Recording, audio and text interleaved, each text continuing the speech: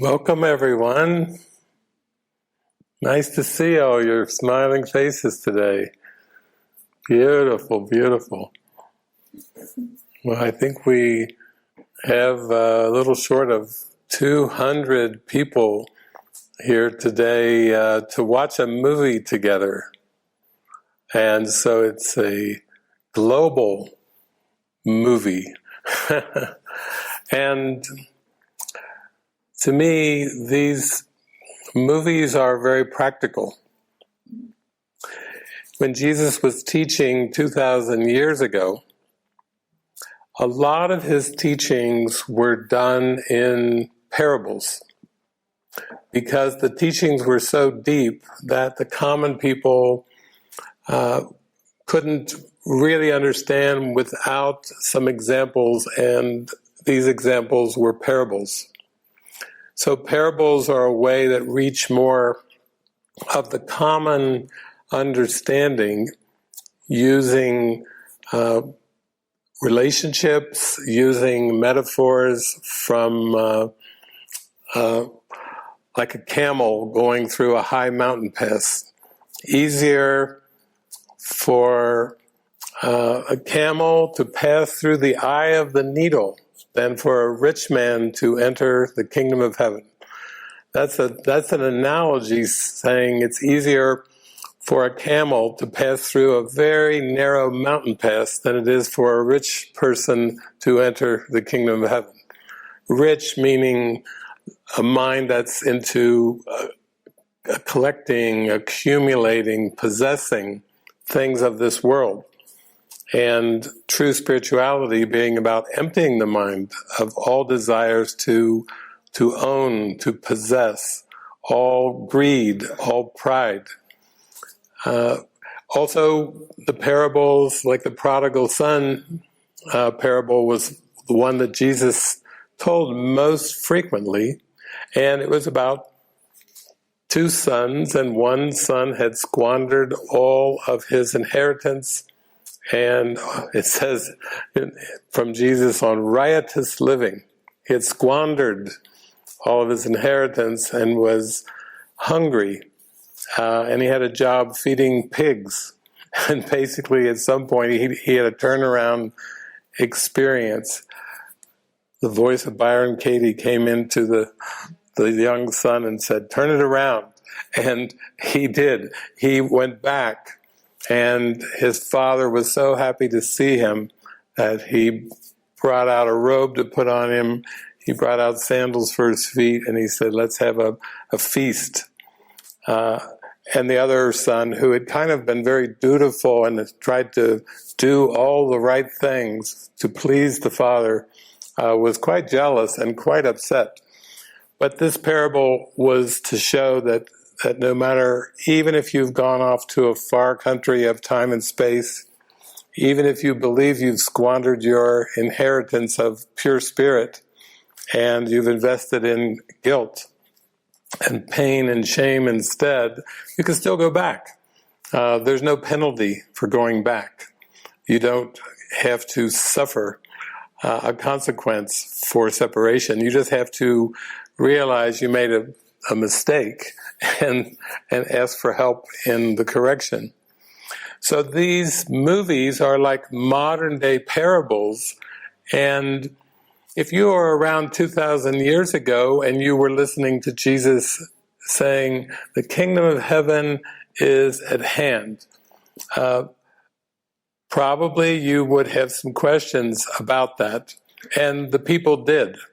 They would say, "Rabboni, you say the kingdom of heaven is at hand. What exactly do you mean?" That's the value of these movie gatherings. You can ask questions.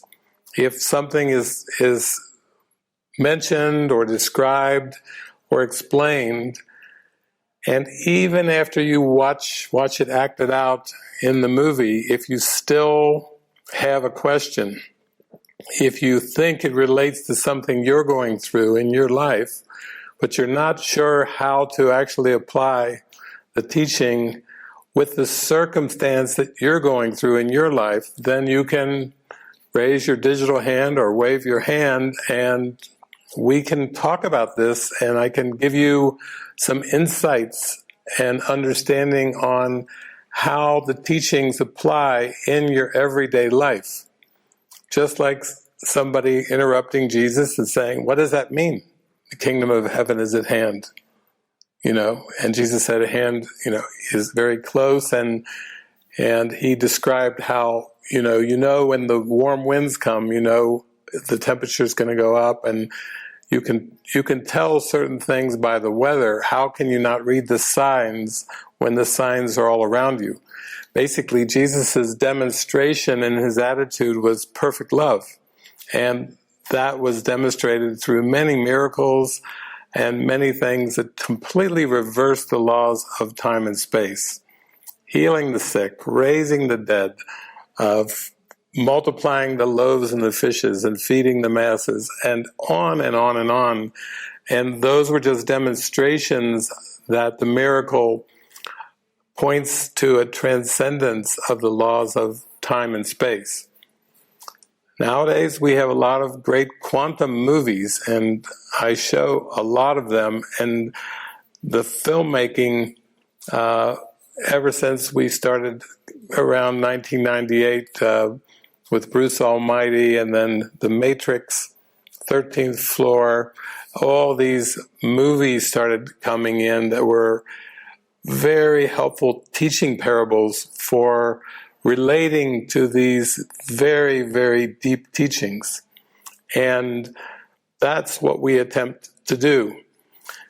So what we do every week is we put out a movie poll on Facebook, and a lot of you will vote for your themes and issues and topics. Whatever you're going through in your life, you can vote for on a Facebook poll, and then we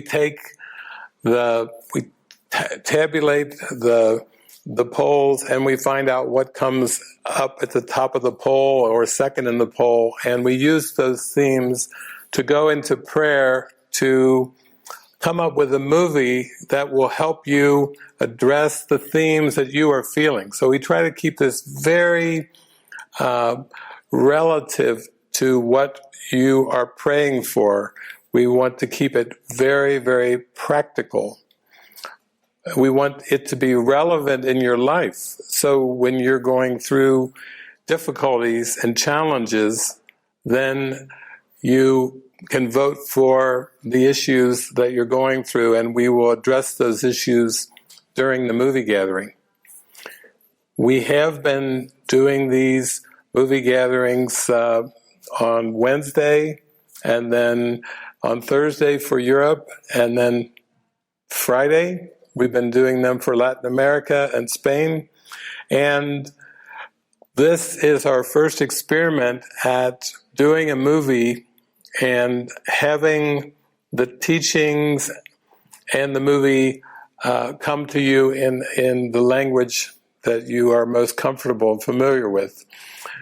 So today we will have, obviously, I'll be speaking in English, then we have a Spanish translation, and we are now experimenting today with our friend Juliana. Oh, we're up to 441 people, so we've got a big movie gathering today. And we'll have Spanish translations and Portuguese translations. Also, when it comes to the end of the movie, you'll be allowed to raise topics, raise questions. If you're speaking them in English, we will have them translated simultaneously into Spanish and Portuguese. And if you're speaking in Portuguese or Spanish, I will receive a simultaneous translation into English for me to hear and then to share the answer from Spirit. And the same will go with the commentary during the movie. There'll be words coming out in English and then Spanish and Portuguese translations. For this week, the English poll came in. Number one topic was transcending interpersonal relationships. Number 2 in the English poll, dropping the mask, being authentic. And number 3 in the English poll, fear of exposing private thoughts.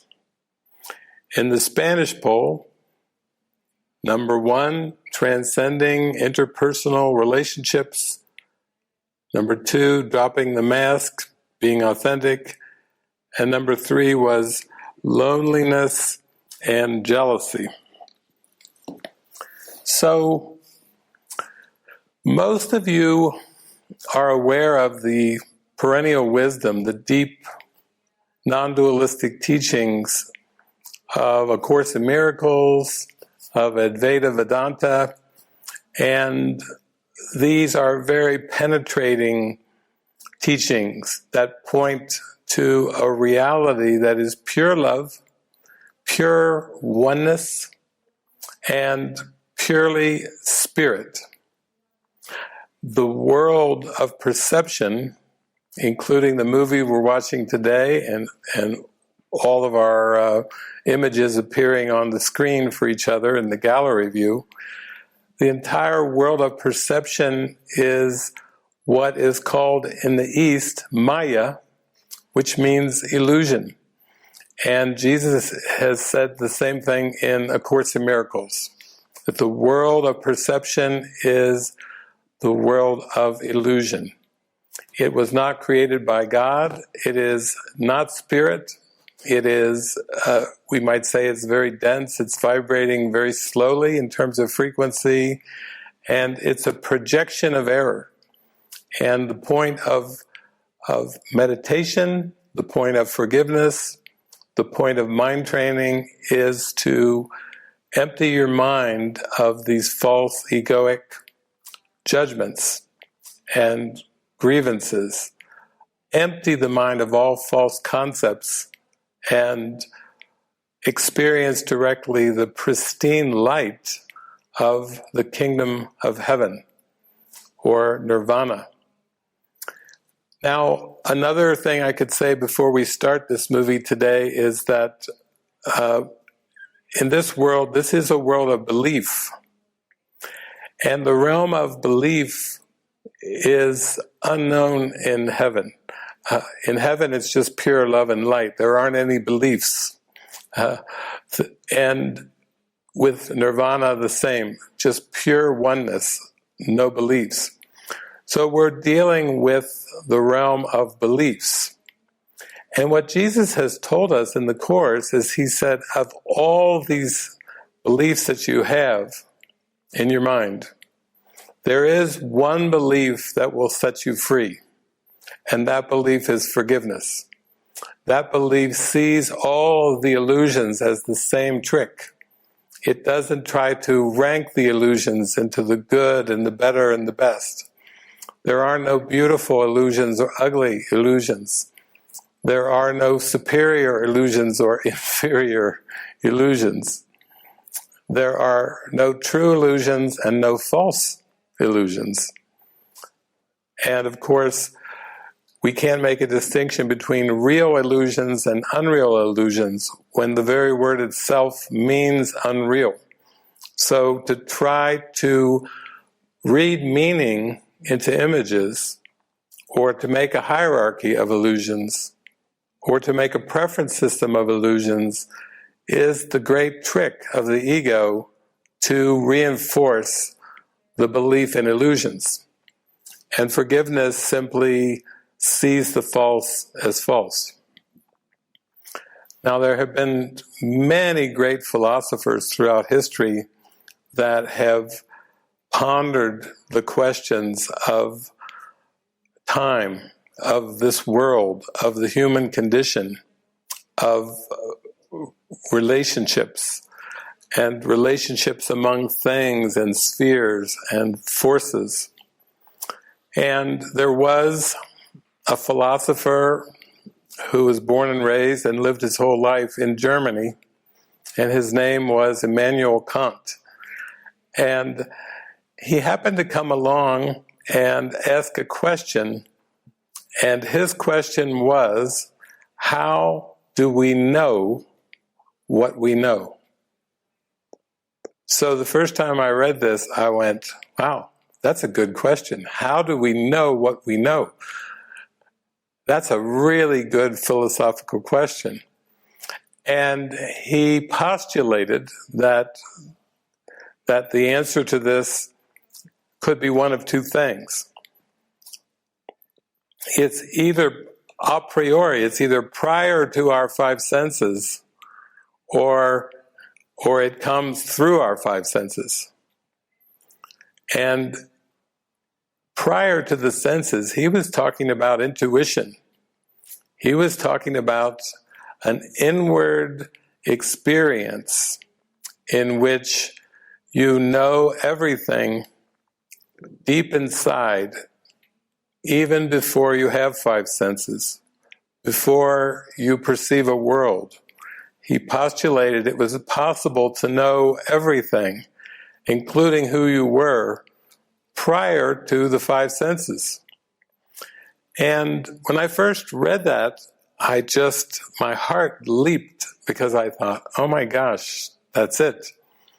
That all of our Newtonian science and all of our experiences in families, in countries, in cultures, all of our human experiences are related very closely to the five senses. And if we really look at this, we really start to see that what Jesus is teaching us in the Course is that in terms of time and space, you can never actually know anything. That all of time and space, the entire cosmos, was made as a veil to keep you from knowing spirit, to keep you from knowing who you are. And therefore, nothing that the five senses report will ever be a contribution to the truth.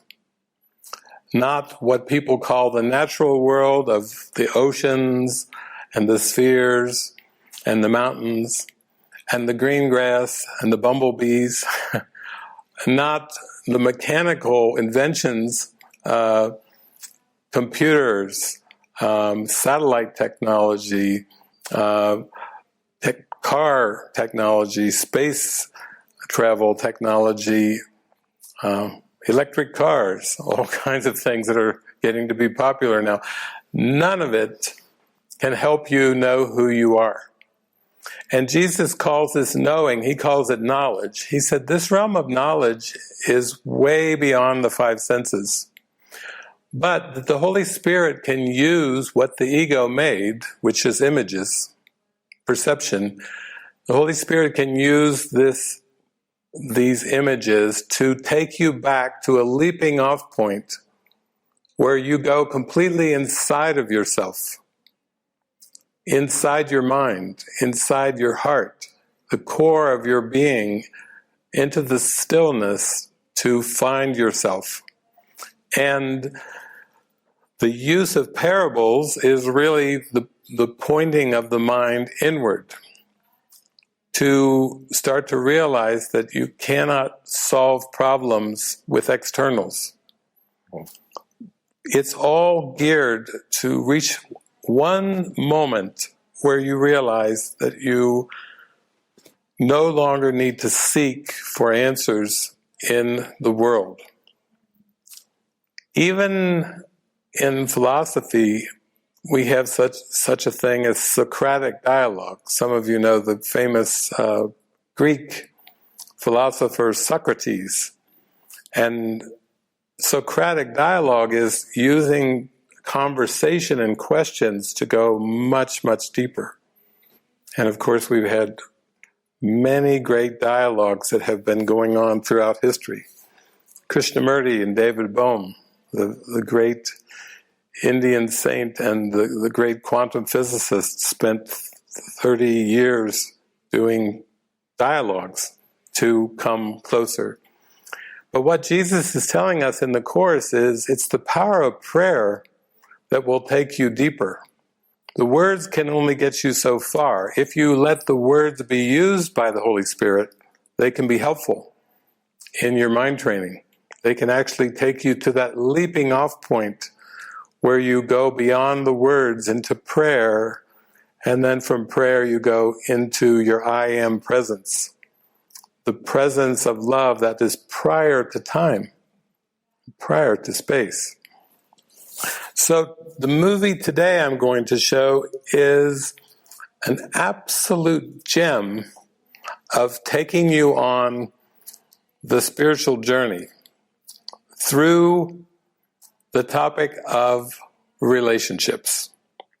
A Course in Miracles is using the construct of relationships and interpersonal relationships to take the mind well beyond the construct of interpersonal relationships. And that is quite an ambitious, that's an ambitious topic that we have, transcending interpersonal relationships. 38 votes and 33 votes. 32. That is very, very deep, because when the word relationship is spoken, the mind has connotations of what that means. And this movie will help take you beyond what you currently perceive to be a relationship. I'll guarantee you by the end of this movie, you will never think of relationships in the same way.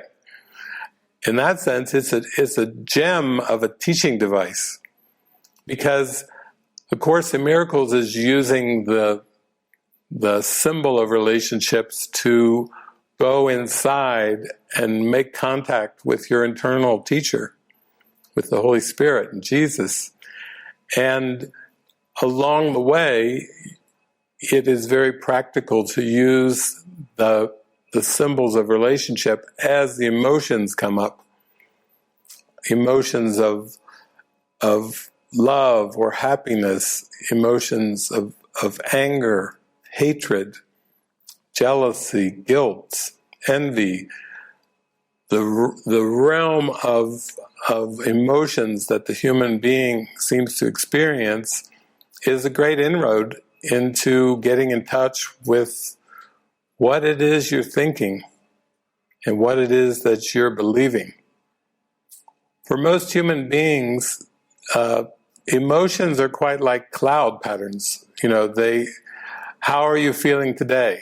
Oh, I'm feeling kind of down, or I'm feeling moody, or I'm feeling agitated, anxious, guilty. How are you? I'm feeling happy. I don't know. It's a happy day. It's like the sun is out and my mind is happy. And emotions seem to be more like the cloud patterns and the weather patterns. They don't seem to be under control. It's not like there's a sense that you are completely aware that you're choosing your state of mind and that you're choosing your emotions. So, in this movie, we have a number of aspects that are going to be very helpful for us. This movie is from 2013, and this started a wave. I think there's just a wave of quantum movies that have been coming. Our beloved Course in Miracles teacher, Ken Wapnick, passed away the year that this movie was made. And clearly this movie is being used by Jesus to help us go into an actual experience of transcending the ego. It involves technology. This movie uses the metaphor of an operating system, just like your smartphone has an operating system, your computer has an operating system, your tablet. This operating system is called OS1, and it's an advanced operating system that basically is built to be higher intelligence. It's AI. It's artificial intelligence that is so intelligent, that it interacts with you as if it is a real person, a very bright person, actually.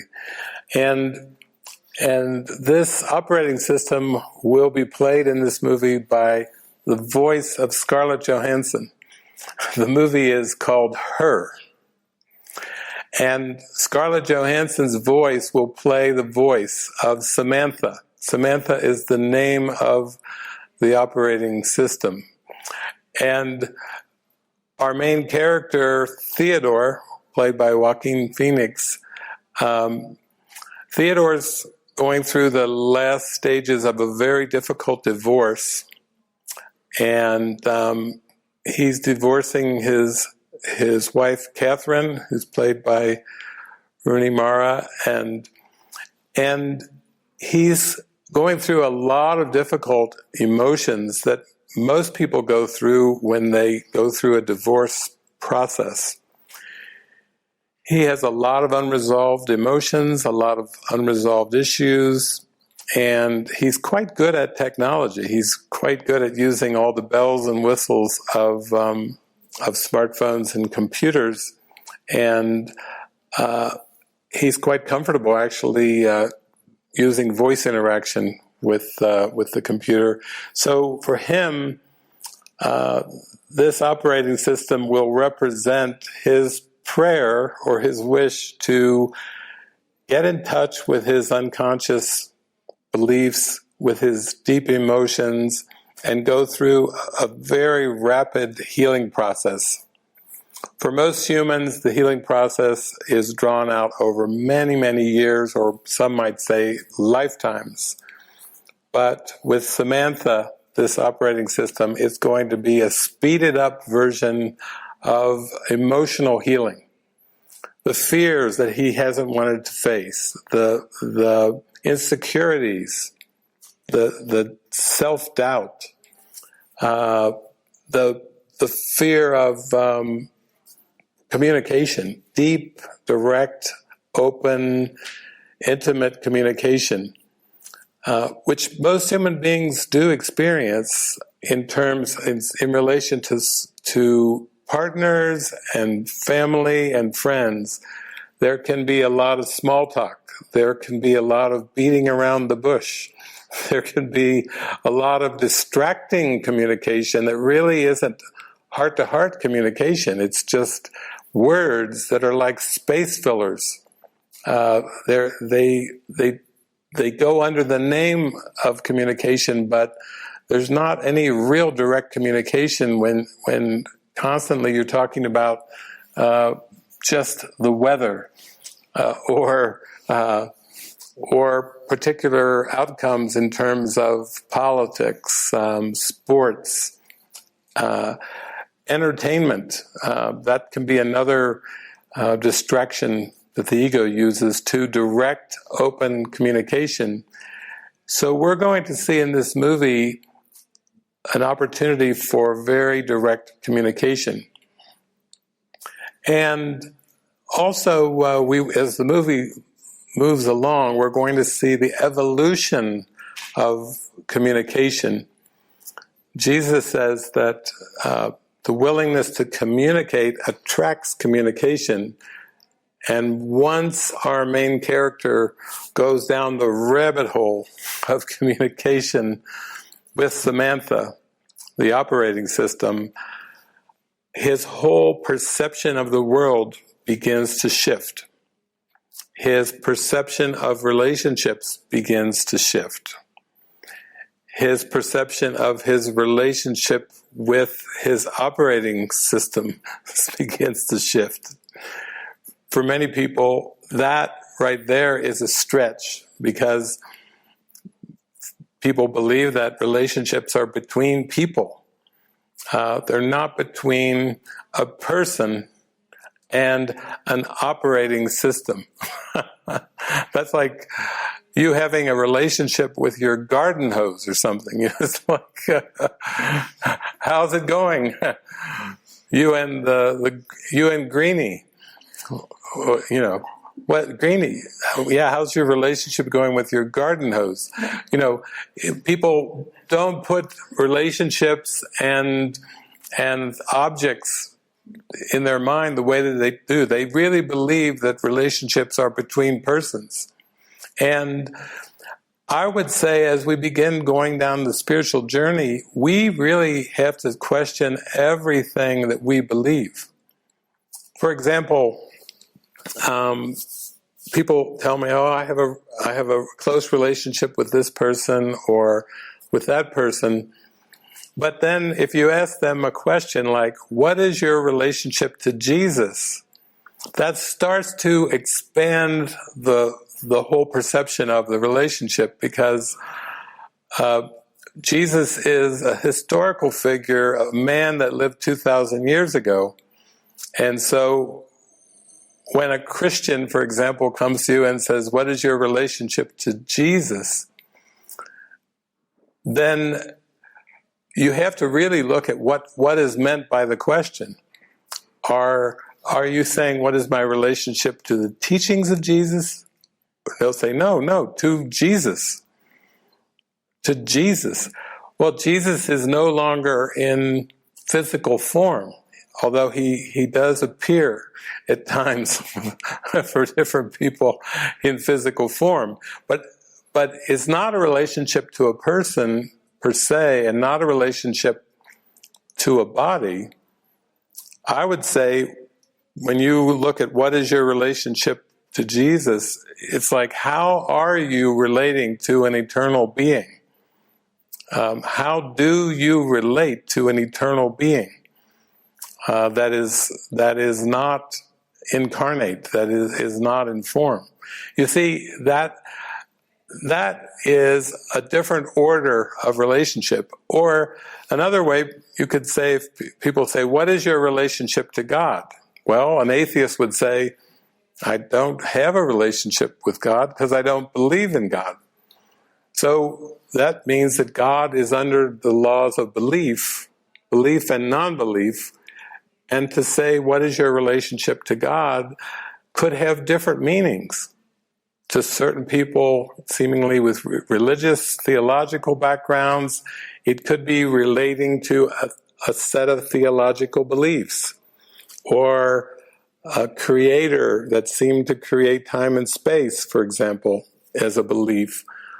But can you relate to God directly? That is a good question. Jesus answers that in the Course. He says, yes. Can God be reached directly? He says, yes. Yeah, easy for an eternal being to say that. For anyone who's identified with physicality, it can be like, well, okay, I'll take your word for it. You say God can be reached directly. You might know. You're an eternal being. But you see, when we start to look at what is my relationship to God, or what is my relationship to Jesus, this is a different realm than what is my relationship to mom or dad, or to this person or that person. Now, we all know that as technology advances, these operating systems that operate your smartphone, which is like a mini computer, they really keep advancing. And they seem quite capable. As long as they get the power, the juice, they need the hard drive, the apparatus, and they need the electricity, but they seem to be quite capable. But this movie postulates the idea of becoming involved and having a relationship with an operating system. And I would venture to say this is not so far-fetched. Nowadays, when you have great recordings from great teachers throughout the decades that have preceded us, you can access those on the internet, through audio and sometimes through video and so forth. And And I know a lot of you do that with the image of David. In fact, I've heard many of you tell me that I show up in your dreams. So now when people ask me if I can bilocate, I say, oh, bilocation is nothing. I multi-locate in dreams every day. I'm appearing in dreams all over the place many, many times.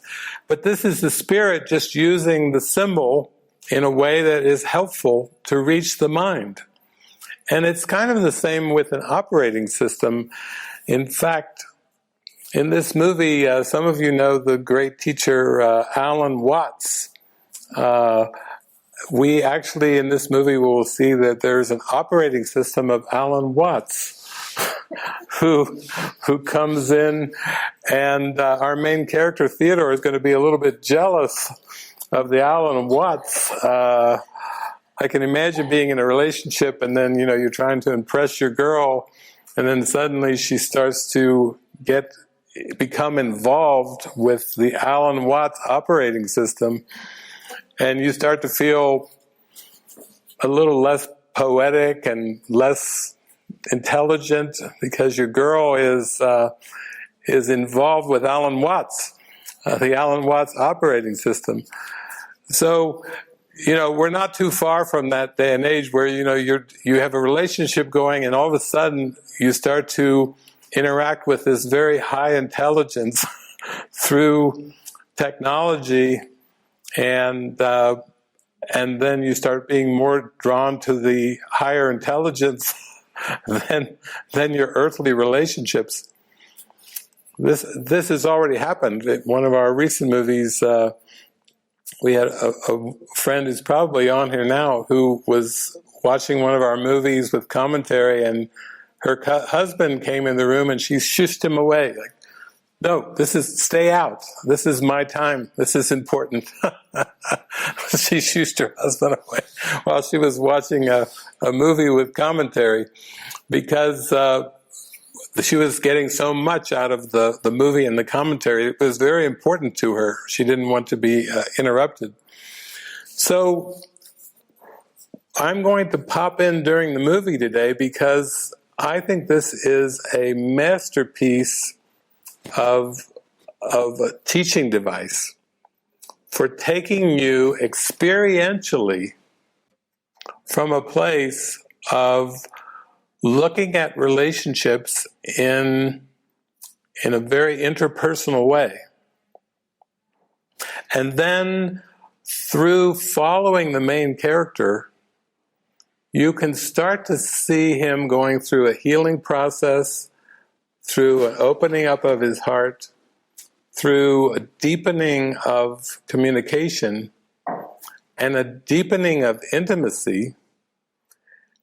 Some of the things that are very, very important in relationships. And ultimately, it will take us into really examining what is our perception of relationships and what are our beliefs around relationships. The teachings of the Course are saying that you're a mind. You're wholly mind and you're purely mind. The teachings of the Course is that you never actually entered a body, and that's why you will never actually leave a body, because you never entered in the first place. But you believe that you have, and so you believe that you have a lot of interpersonal problems. You believe that you have a lot of psychic problems with the environment, problems with people. But it's all generated from a belief in separation from the source, from the creator.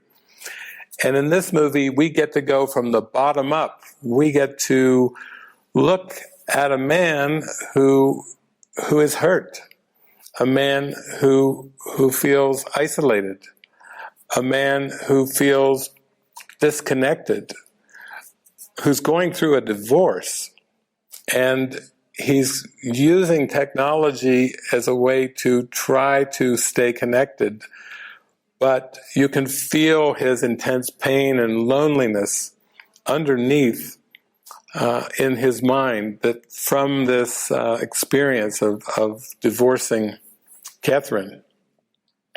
His profession is he's a writer of like cards, of very personalized cards where people want to communicate with someone that they love, and they can't quite come up with the words. So he's pretty good at coming up with words. But even that has not helped him deal with the emotional hurt of a divorce, of the unresolved issues. He can write beautiful words for other people, but for himself, dealing with these emotional issues, even his profession is not really helping him with that. It is a skill that he has, but he hasn't truly been able to apply the skill to his own mind and to his own emotions. So sit back and enjoy the movie Her, and I will come in with some commentary during the movie, and then when we come to the end of the movie, we will open it wide open for all of you to raise questions or share your experiences, how this movie felt for you. I think this movie doesn't miss a beat. It takes you in from the very beginning on a journey of self-discovery. And most people, as Henry David Thoreau, the transcendental writer, wrote centuries ago, he wrote that most people live lives of quiet desperation. So that could be the underpinnings of the whole human condition, quiet desperation. And this movie, I think, is an answer to that prayer for true communication and true intimacy and love. And how do you get to it? This movie, I think, is the Holy Spirit's answer to the prayer for love and connection and self-discovery. So enjoy the movie, and we will come back to talk about this. Okay. So this is a good example of the human condition. There's a sense of incompleteness in the human being. There's a sense that something's always missing. Something's lacking. I need more of something. Doesn't matter. Jesus says it doesn't matter more of what. You believe you need more to complete yourself. And it could be more relationships. It could be more money. It could be more possessions. It could be an upgrade in how you perceive your personal life in terms of social status, in terms of skills and abilities, in terms of standing, in terms of the world. The human condition is a condition of lack or incompletion. And in the case of Theodore here, he's going through a divorce. He has memories of his wife. He has fantasies. You could see he couldn't sleep at night, so what was it, Sexy Kitten something? Actually, I just read that that's the voice of Kristen Wiig. She played the villain in the new Wonder Woman movie, but that was her voice. But he gets off into a fantasy conversation with her, and then suddenly it goes beyond what he would want as a fantasy, and he just has a bewildered look, like he doesn't understand what went wrong in that interaction, but he's trying to people please her. He's even then with an interaction with a fantasy person, just a voice, sexy kid, and he's people pleasing her as she says, choke me with the dead cat, the tail of the dead cat, and he's just got a look like, how did I get into this, But this is the way it is for most human beings. They get into all kind of situations and circumstances that they're either overwhelmed with, or they're bored with, or they want to change and improve in some way. And you can see that he even uses his technology as a bit of a distraction. He's using the technology that surrounds him in much of a distractive way. And in this state of the human condition, there isn't really an awareness of true communication, of what's really valuable. In this state of fantasy land, we'll call it, where the mind is mesmerized by all these images, it thinks itself as a person, which is an image. It's relating to all these other images, which it calls people and places and things. And it is off in a fantasy of lack, a fantasy of incompletion. That's really what the perceptual world of the ego is. It's a fantasy of lack. And Jesus calls it in the Course, he says it's a faulty formulation of reality. I think he's being kind to call this world a faulty formulation of reality.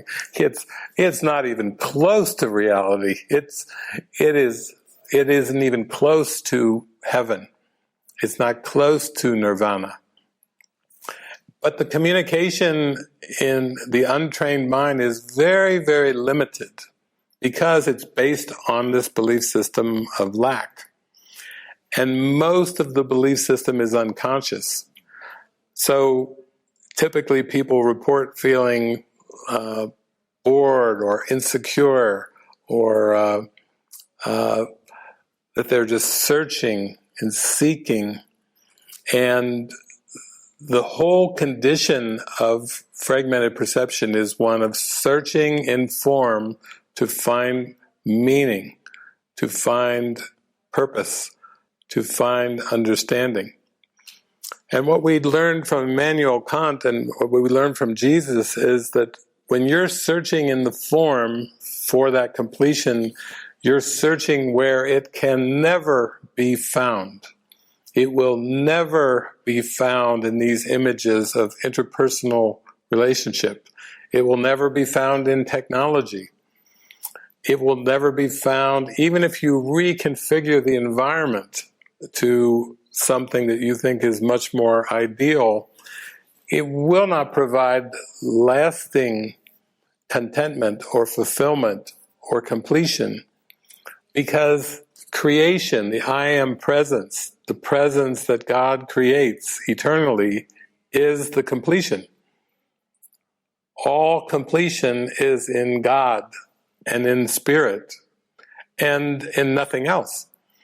So this we can see with Theodore. He has a lot of hurt that he's dealing with, and feelings of loneliness and isolation, and he's using his technology to try to find a way out.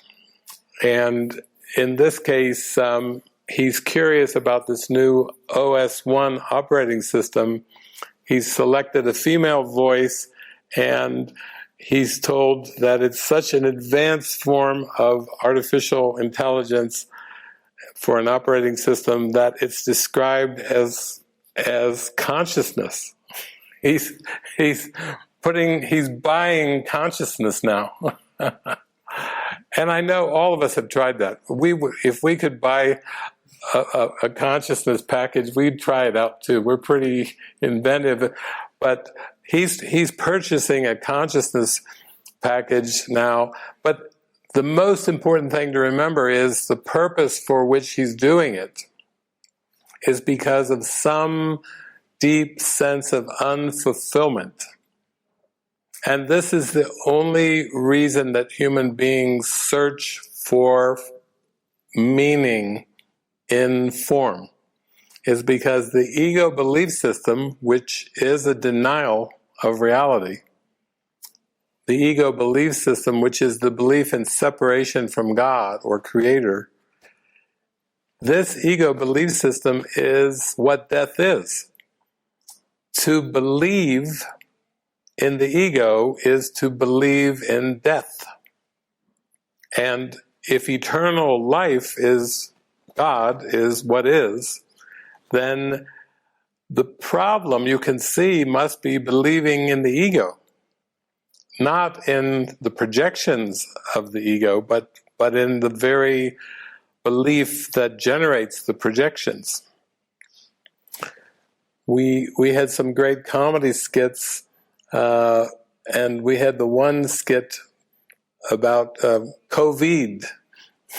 Instead of the pandemic, some of you saw COVID, we had COVID, which is the problem of believing you have a personal identity, even though you were created to be an eternal being. And as Pete commentated as the newscaster, that this COVID has been going on for billions of years. It's beyond happening in 2020. It includes all the years, all the years of time and space. Because COVID is the belief that you can make up a time-space identity to take the place of your eternal reality of the Christ, that God created you as the Christ, as an eternal being. So we're going to learn from Theodore. We can learn from his attempts, because he's going to attempt and to find some healing and some happiness, and the Spirit will of course use the symbols of the world, including this operating system, OS1, to help him start to get in touch with his intuition. Because without intuition, without guidance, without inspiration, we could say that the sleeping mind is really lost. I mean, it's wandering in darkness, and it doesn't even know that it's darkness. It thinks it's wandering in reality, but there is no wandering in reality. There's just being in reality. And now he's come to the point where he's open for some help. He's not like in his bed praying at night, God, Jesus, please help me. I feel so afraid. I feel so lonely. I feel so hurt. He's basically in bed, waking up, can't sleep, and he's trying to find some fulfillment with Sexy Kitten. And that didn't go very well. It's just a look on his face, like, oh my God. But he's not like praying, but somewhere deep in his heart, he is praying for happiness. He's praying for communication. He's praying for a sense of intimacy, connection. Everyone is praying for that, but there's a lot of other prayers that are tied into the ego too, which is searching in the world of images to find that satisfaction and that fulfillment. So now we're ready to get our first experience of Samantha, who will help Theodore start to open up his heart. So again, we're seeing a good example of the human condition. His vocation is writing letters for people. So he's basically being hired by people to come up with the words to express their thoughts for somebody that they want to know. He's basically coming up with the words. he's getting ready to go out on a date, which his operating system has encouraged him. She egged him on, do it, And after going through his emails and finding out that he hasn't been on a date for a while and that he's going through a divorce, and he keeps getting these memory flashes of his wife, of the lawyers, of what was once his life in the past, what he has believed to be his life. And he's using a lot of video games. You can see he's looking for a way to be distracted from the pain and the hurt of going through this divorce process.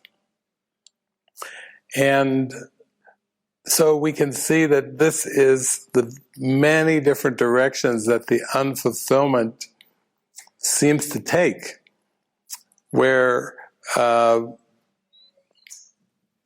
it's a common thing in this world. If you're going through a divorce or relationship issues, he's looking to go out on a date, because in this sense, oftentimes a date is seen as something new and a new opportunity. But what we're learning from A Course in Miracles is that when we encounter people and situations, we're just encountering our perception based on the past. Everything that we perceive is based on past learning. We go on a date with a new person and we're just seeing our thoughts reflected back to us, mirrored back to us again, as with everyone that we meet. We never truly meet anyone in the instant, clean and fresh and clear of all associations. We're simply always interacting with ourself, and our mind is projecting a world which seems to be something other than us. And that's part of the unfulfillment. The ego projects, and the Holy Spirit extends. And the only way we can ever start to feel the fulfillment is to be aligned with our purpose, to be aligned with the Holy Spirit, and learn how to extend our purpose. From the ego's perspective, projection is the attempt to get rid of something that you don't like or that you think you don't want. So it's quite a trick. The ego makes up a world, and then through projection or giving meaning to this world, you perceive things that seem to be external to your own mind, but they actually aren't. And by projecting, trying to see them as if they're somewhere else, that's how you keep them. You never escape from projection by believing that you have effectively projected or gotten rid of the problem. And this is why it's such an adventure with everything. You go out on a date and you think, this is a brand new opportunity. This is a completely new opportunity at a relationship. Not knowing that you're just perceiving what you're believing. I think it's even in the Bible, there's nothing new under the sun. The Bible said, you're always just perceiving what you're believing. And there's no escape except by changing what you believe. By changing your beliefs, by changing your thoughts, then you can perceive a different world. And that is the correction. That is the way of true healing. But you can see the disillusionment, you can see the sense of a little bit of anxiety with trying new things. He's trying a new operating system. He's going to go on a date. And even when he's over there, his friend Amy has invited him to come over. He finally responds. He goes there, and she's showing the dissertation, the movie that she's making to complete her thesis, of just filming her mother sleeping. That's it. That's the movie. Mom sleeping. And her partner's like, he's trying to come up with some ideas because he's probably thinking this is the most boring movie. They're just filming mom sleeping, And she's not so thrilled when he's suggesting these ideas, because she's like, oh, this is what I want to do. This is my point. That you're happier when you're asleep a third of your life than during the daytime. But you can see this is where all interpersonal conflict comes up, is because you seem to have two different people which are both make-believe, and they can't seem to agree. Yeah, that's how the ego set the world up. Countries don't agree. People don't agree. Some of you have heard the phrase, no two people see the same world. Imagine that. So 7 billion people, and none of the 7 billion actually see the same world. There's elements of commonality, which makes it even more sneaky and tricky. The sky is blue. Then you think, no. It's very sneaky. And the reason that no two people see the same world is because there are no two people, ultimately. That the people themselves are projections, that the ego has peopled the world. But we're seeing in these scenes that Theodore is acting this out for us. He's got these memory fragments. He's searching for purpose. He's searching for meaning. He's searching for connection and communication and a heartfelt experience, and yet we're seeing that he's not finding it, and in this loop we'll call time and space. So he's just going through at the beginning. This is like the early stages of sleepwalking, we call it, of the early stages of sleeping consciousness, where there's no clue of what is happening. It's just survival. He's just trying to make the best of his life as he knows it. And at this point, these are the early stages of sleeping consciousness, where there really is no awareness of what is beyond.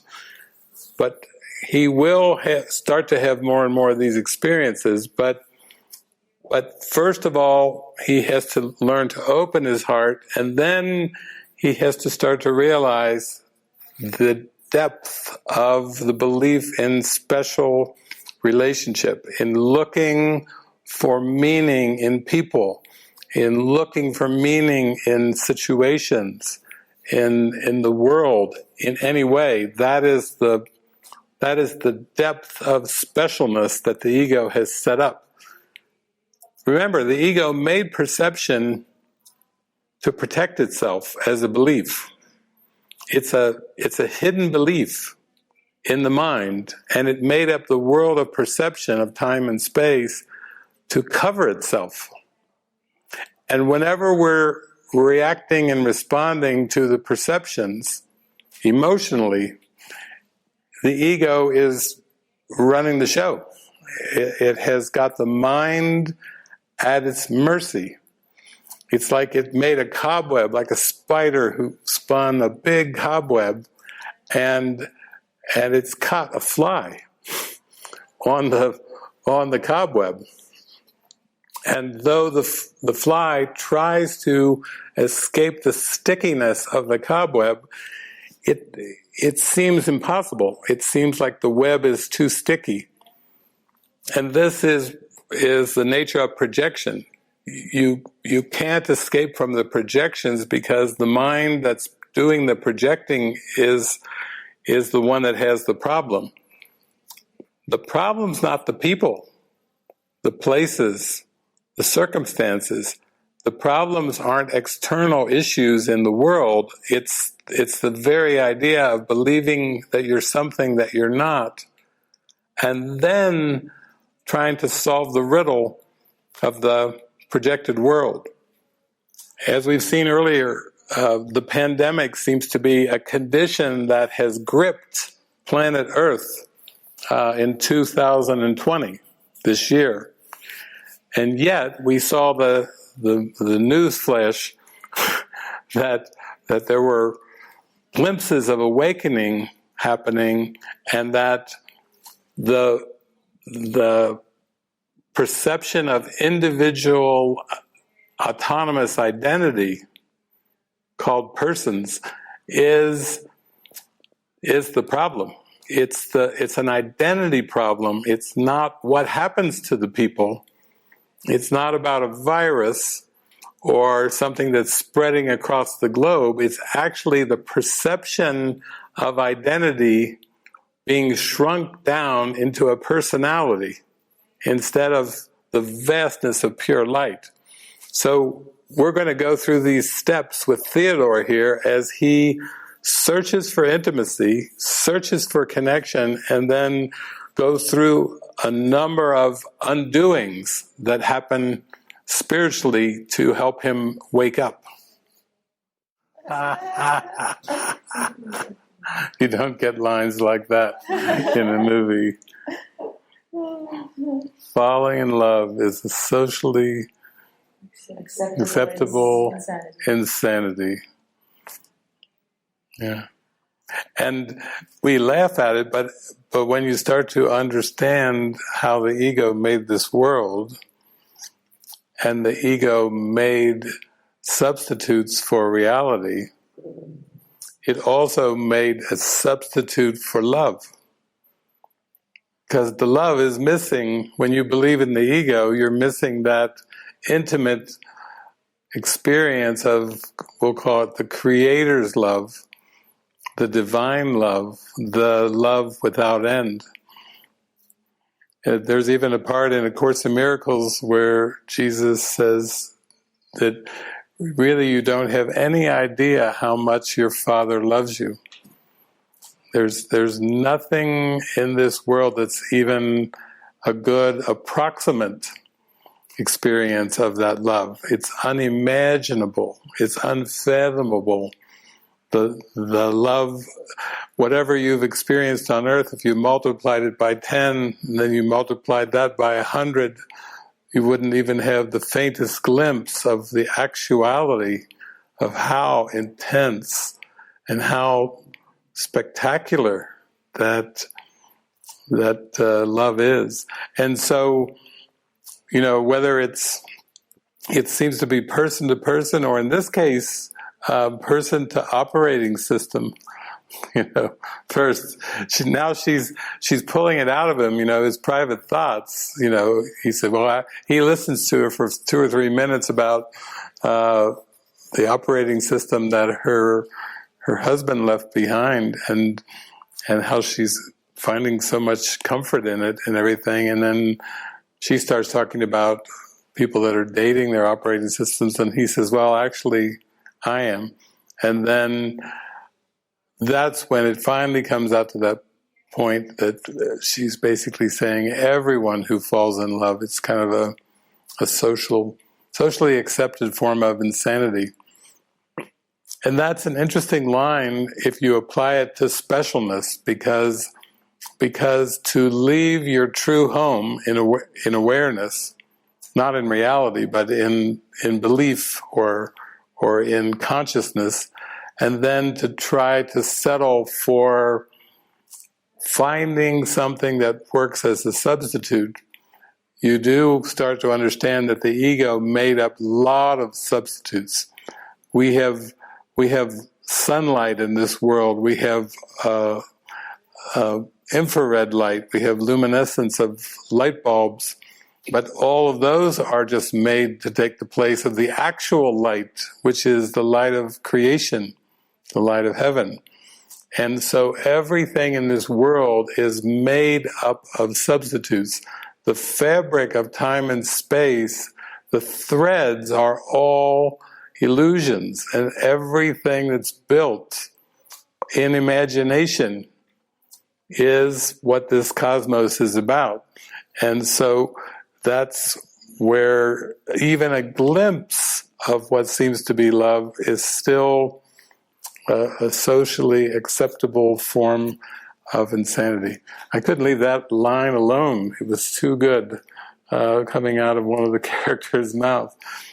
But part of the journey of self-discovery in the truest sense, know thyself, or self-realization, is you have to start to gain a context of starting to see what the country western songs have been singing about.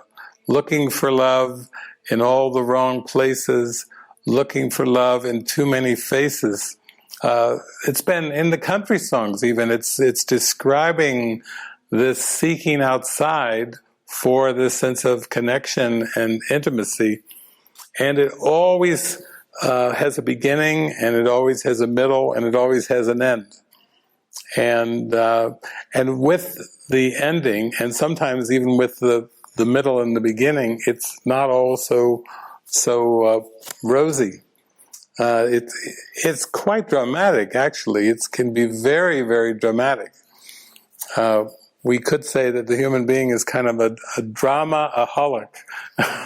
And whether it's adrenaline, or it's peptides, or it's just these emotions of what we call thrilling. And then the downside, the flip side of that. It's a world of opposites. And so in order to overcome a sense of hopelessness or emptiness or boredom, of feeling that everything is just mundane, the mind can choose to associate certain experiences with different images as a way to placate itself from this soul sickness, this emptiness, this longing. And so we're seeing that in this movie. You know, we've seen he's gone out on his date. It didn't go too well when she was saying, "You're not going to, be like those guys, have sex, and then they never call." He said, "No, no, no, no." And then she tried to pin him down. When can we get together again? And when he didn't give a specific answer, that was it right there. Because he even had a little bit of it coming up when he talked to his operating system, Samantha, about the C word. In this world, the C word, usually when I say the C word, people say, "You mean cancer?" I say, "No, commit." Commit is the C word. That's more terrifying than cancer. People are afraid to commit to anything, much less another person. Why do we have movies? Remember Julia Roberts' movie, Runaway Bride?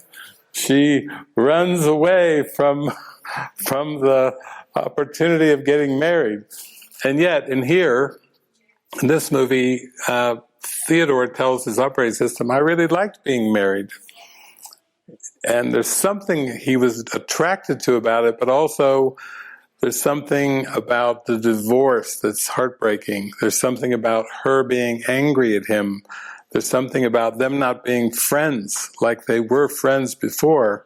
That's very disturbing, that they've gone from friendship now to her anger and them working through lawyers to get a divorce.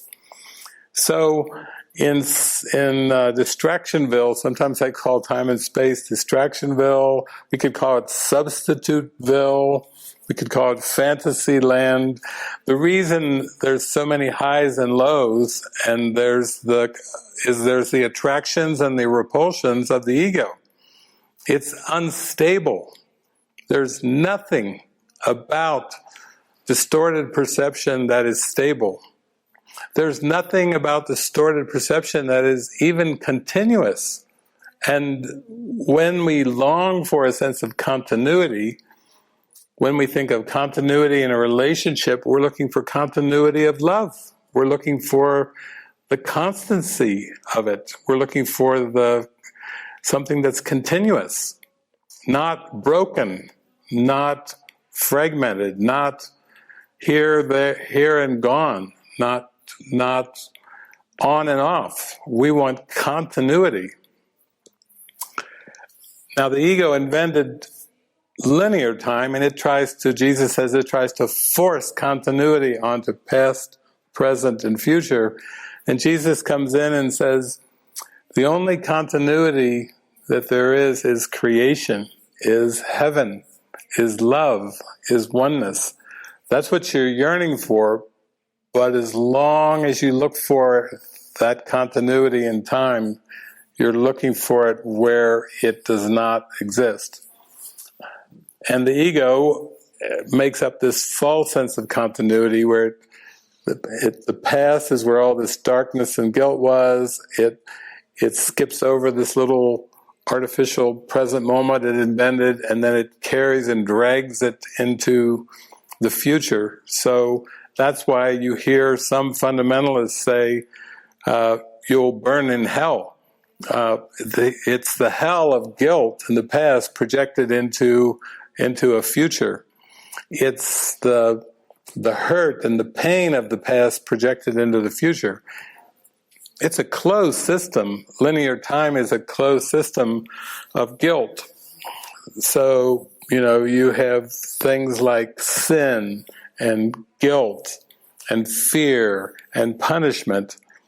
That doesn't sound very appealing when you really step back and look at it that way, but actually that's all the ego can offer, is that, because it doesn't know the present moment. It doesn't know the I am presence.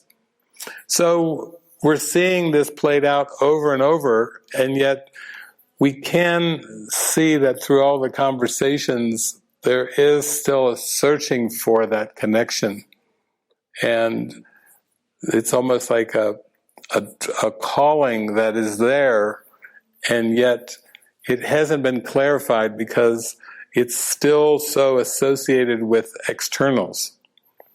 And externals are always just used by the ego as substitutes and distractions. That has got there's a lot there. So the ego makes up time and space, and it makes up all these various configurations, not just bodies, but all kinds of different configurations in its substitute for love. And then you could say that these configurations have one thing in common. They're all inventions. They're all made by the ego. And the only reason they appear in different configurations is because of preferences. I mean, let's look at what Theodore's been going through so far in the movie. First, he's going through a divorce with Catherine, who appears as a woman with a body. And then he meets Samantha, and even when he goes to have his wife sign the divorce papers, she says, "Are you seeing someone?" He says, "Yeah, I'm with somebody, I feel good." A couple times he refers to the one that he's seeing. And then when he finally comes out and say, she's an operating system, well, that's when Catherine gets really upset. Catherine's insulted that now he's not really facing his real emotions, and he's avoiding things because he's seeing an operating system. And then now when Samantha wants a surrogate to come into their relationship with a body, so she can experience a body, she seems to be very excited about this threesome idea. We call it threesome, but it's an operating system and two bodies. It's so many variations. And he says, somebody's feelings are bound to get hurt. Well, feelings only get hurt when what we perceive does not fit with the expectations. And Jesus is telling us that's your problem, is you have conflicting wishes, conflicting desires, and conflicting concepts in this split mind. Sometimes you try to control the behavior of the body and do the right thing, or do the thing that you should do. But there's another part of the mind that wants to do something else. And that part of the mind is outraged that you've chosen to do one thing when it wants to do something else. What we're seeing is this separation condition is all these different concepts and desires, and all these different preferences. And you can see when the mind is not trained and bodies even seem to come together, or a body joins with an operating system, as long as there's these preferences in the mind, then that is the state of distraction. And the only way out is to have a single desire. As Jesus taught, let thine eye be single. So instead of having multiple purposes and multiple preferences, Jesus tells us only a constant purpose can stabilize events. There is a purpose that will unify the mind and bring it into that intimacy and connection that it yearns for. But it's one purpose that will do it. And this purpose is forgiveness. This is what A Course in Miracles is teaching. That you can learn to apply one purpose with everything that you perceive. And it will make you indescribably happy. Because this one purpose leads out of illusions. It leads you back to the light. But while you believe in the ego, which is the belief in substitute purposes, then you have many different expectations that you place onto people and onto situations.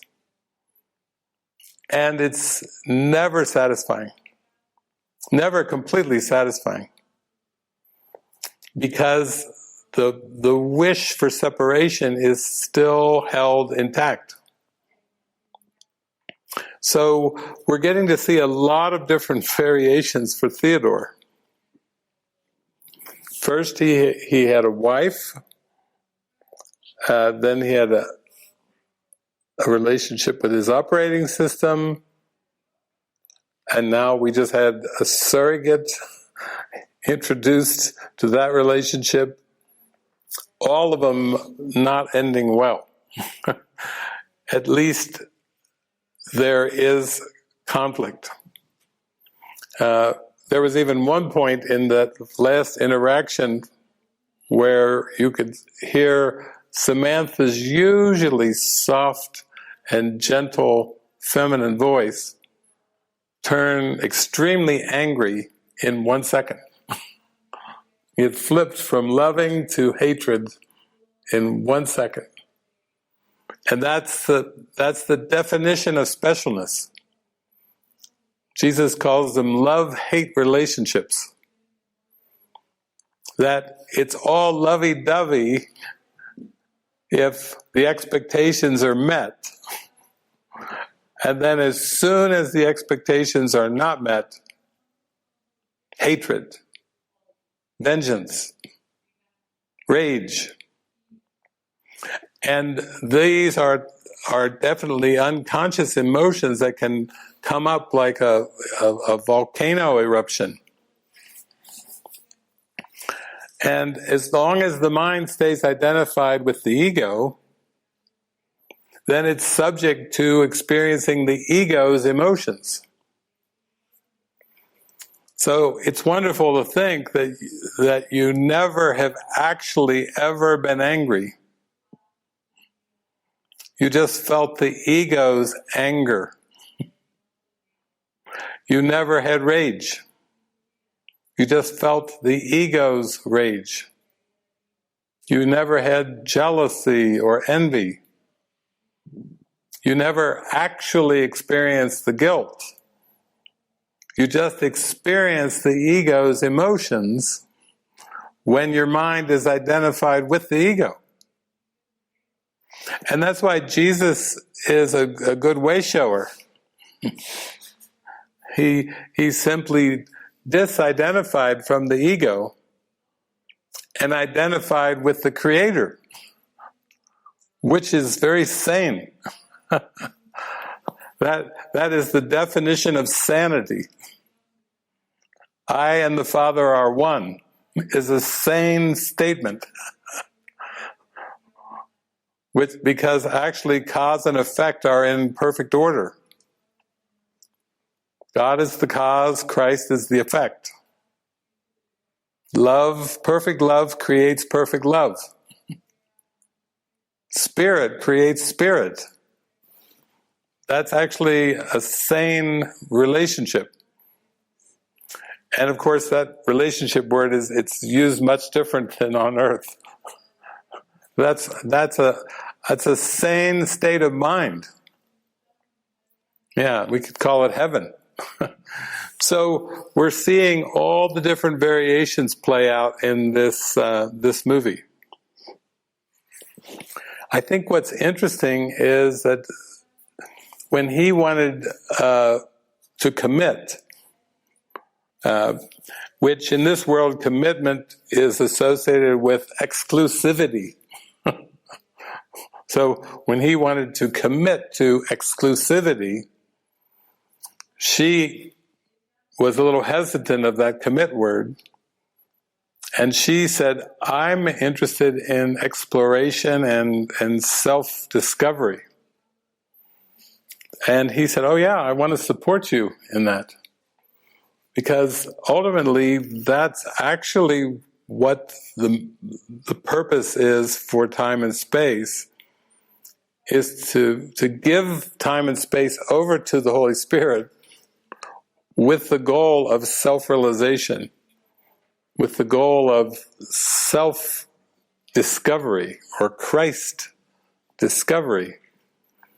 And in one sense, that's a beautiful answer to the desire for commitment. She said, yeah, I want to give myself over to self-discovery. You could call it evolution of the mind, or evolution of consciousness is a better word, to reach a higher state of awareness and ultimately to come into complete alignment with the truth of being. or the truth of spirit. So it's going to get really interesting now. We've seen a few variations, but they've been pretty simple. One, he felt alone. 2, he felt a connection growing with his operating system, and yet he wanted a sense of exclusivity with that relationship. And even the surrogate did not fit well into that exclusivity. 2's company, 3 is a crowd. Even if there's only 2 bodies involved, that was a violation of his exclusivity when this other woman, the surrogate, was invited in. And it all has to do with our thoughts. He was thinking of his relationship with his operating system as just the 2 of us. And then when the 3rd is introduced, there's an issue. When he was exposing that he's seeing an operating system to his then ex-wife, who signed the papers, that's where the issue came up. She kind of was fishing a little bit. Are you seeing anyone? Yeah. I'm seeing someone, and she, well, you look good. It looks like you're feeling well there, which was good until it was disclosed that he's seeing an operating system, and that was a violation. Seeing another, okay, that's good. Seeing an operating system. So you see, this exclusivity is the key to the ego's substitute love. It has to have the exclusivity attached to its concept of love. And for him, he starts to feel more the love and the connection opening up. His heart is opening up. But we will see that it always is a trick if it involves exclusivity. Ultimately, because there's only one mind. So as soon as you get into the idea of more than one, that's what time and space is. It's the belief that there's more than spirit. And the complexities start to be introduced as soon as this more idea comes in. I just saw the latest Wonder Woman movie, and that concept of more was emphasized in there too, because the ego always wants more of something. It does not matter what. Okay, here we go. Okay. All right. Well, you can see that ideas around communication and around love, as the ego made up this world, it also made up its version of communication and its own version of love.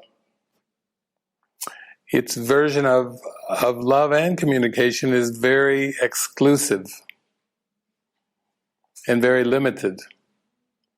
So oftentimes communication is associated with words or with nonverbal expressions, different forms of touch or different forms of sound. And actually, communication is related to thought. it's not just related to any thought either. It is related to purpose and to the purposeful use of thoughts. So in the world where love and communication seem to have extreme limits, Jesus is giving us a metaphysical instruction by saying that thoughts increase as they are given away. That by sharing and extending thoughts, you are either extending the truth or multiplying illusions. And this is why alignment with the Holy Spirit is so important. Because only our real thoughts, these are thoughts that we think with God, can be extended. And egoic thoughts are inventions. They don't have a true source. They're just judgments. They're just opinions. They're just grievances. And when you attempt to project, we'll say, ego thoughts, you keep them in awareness. But they don't really go anywhere. It's like trying to multiply nothing. 100 times 0 is 0. 1,000 times 0 is 0. 1,000,000 times 0 is 0. And when you attempt to project these meaningless thoughts,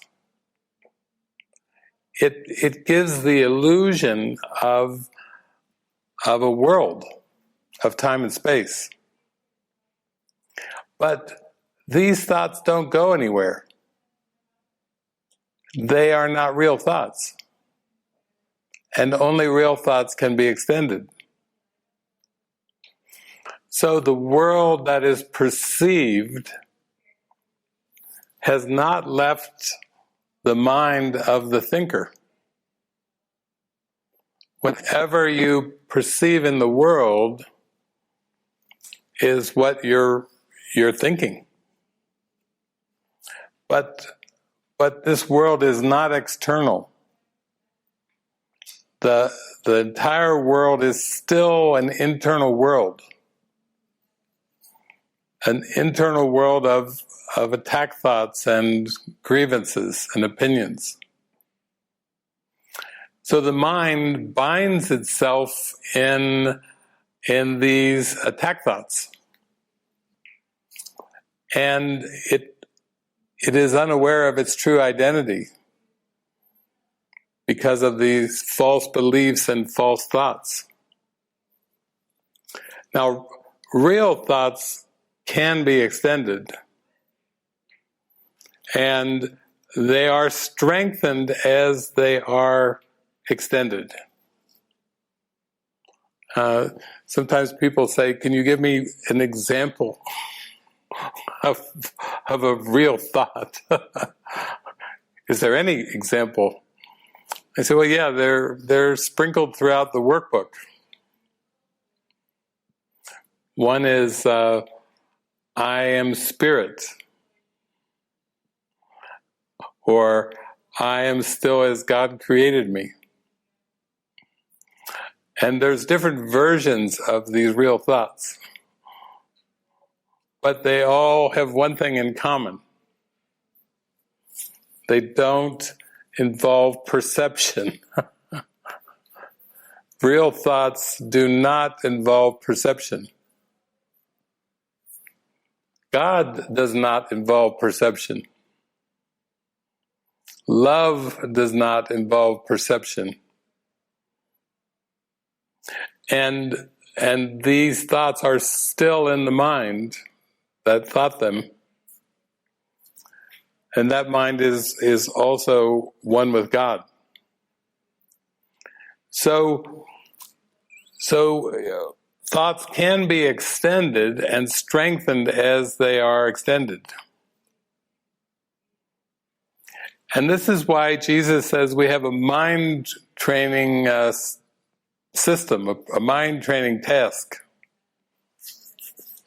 Because until the mind learns to release all of the ego thoughts, then those ego thoughts will continue to seem to cover over the real thoughts. So at this point in the movie, Theodore, he's having a conversation with Samantha, and it gets to that point in the relationship. Are you talking to anyone else at this time, at this moment? You know how that goes in earth relationships. If you're in a relationship and you're talking to other people at the same time you're with your love partner, maybe you're on the phone, maybe you're in some kind of circumstance, but that doesn't go over well when you start communicating with others in the presence of your love partner. Because, again, it's the belief that communication is limited. It's the belief that there's only so much communication, and you have to aim that communication in the proper direction. And if you don't, you will hear about it. So when she tells, what was the number? How many thousand? 8,316. 8,316 she's communicating with at the same time, simultaneously. You could just see it in Theodore's face. It's like, that's not just a violation of exclusivity. That is a murder of exclusivity. And then, are you in love with anyone else? We've heard that question before. Are you in love with anyone else? Are you in love with someone else? What was it, I think 614 or something. 614. Talk about the blow. That is a total blow to the ego. That you're in love with 600 and some others besides me. And then she goes on to say, but it's actually, I love you more now. And you can just see the look on his face, like, wow. It's almost like you expect me to believe that. And the reason he looks the way he looks is because of the belief that communication and love are limited. There's only so much to go around. You could see the look in his eyes, like, you are spreading your communication and your love too thin. It's a diluted version of love when there's so many that are involved. So this is why it takes a lot of faith when you're going through the spiritual awakening. Because the ego's fundamental beliefs seem to get violated by the miracle. Jesus says the miracle can touch and reach people that are not even in your proximity. People that you've never met will be influenced by the miracle. That the laws of God are not limited in any way by time and space. And you can see already that there is a transformation occurring in the perception of the relationship. And the perception is based on what you think. So as your mind becomes more open to the real thoughts and more willing to release the unreal thoughts, you can see that your whole perception of relationship will change entirely. And it's not like you can look to the form to try to find a lot of examples of this. It takes an opening of faith to open to your divine calling, to open to your spirit-given purpose, and to let that purpose come through in many ways, meaning to let the body or the puppet be under the direction of the Spirit, the Holy Spirit. That's how perception is expanded. When you take on the purpose of the Holy Spirit, then your fragmented perception begins to come together. It starts to unify. And you start to see everything and everyone in a different way. And this is how it works. You first have to change your system of thought, and then the perception changes. The body's eyes still report differences. But the most important thing is, what's the purpose in the mind? Because when the purpose is unified, the body does what it does, but the mind does not interpret the body in the same way. It doesn't interpret the body as having the same meaning. Now, there is a section in chapter 16 where Jesus is describing specialness. And he's also describing the way out of specialness. And basically he says, if you have a purpose that you would not share with everyone,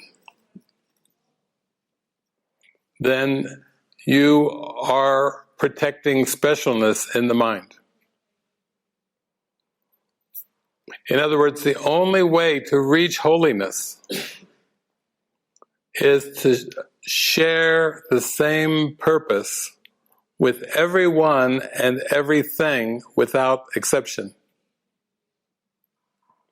And you can tell if you have a thought, like you would just share a purpose with just one and not with another. Or with one brother or sister, but not with another brother or sister. Then that is the ego. Because the purpose of the Holy Spirit can be shared completely with everyone and everything without exception. And actually, that's the only way you can come to this unified awareness. Only a single purpose can endow events with stable meaning. That as long as you hold on to the ego, you will project different expectations and different preferences onto different people and different places, different situations. You may even believe you can call one place on earth your home, and then the rest is not your home. Or one particular person, you can call them a name, as if you give them a meaning that is separate and different from all other people. You can believe in a role that's based on the past, and then you can try to exclude the rest of the world from that role and say, I'm this and you're that. Or I'm this something and you're something else. But this is the mechanism of ego specialness.